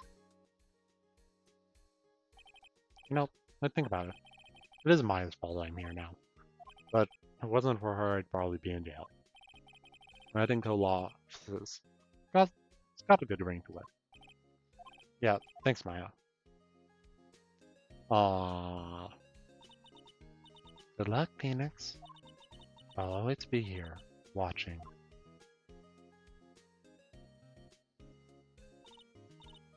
Right, okay, Nick. Well, let's do it. Let's do what? Burgers, dummy. Burgers. There's a great burger joint just down the street. Come on, time's a wasting.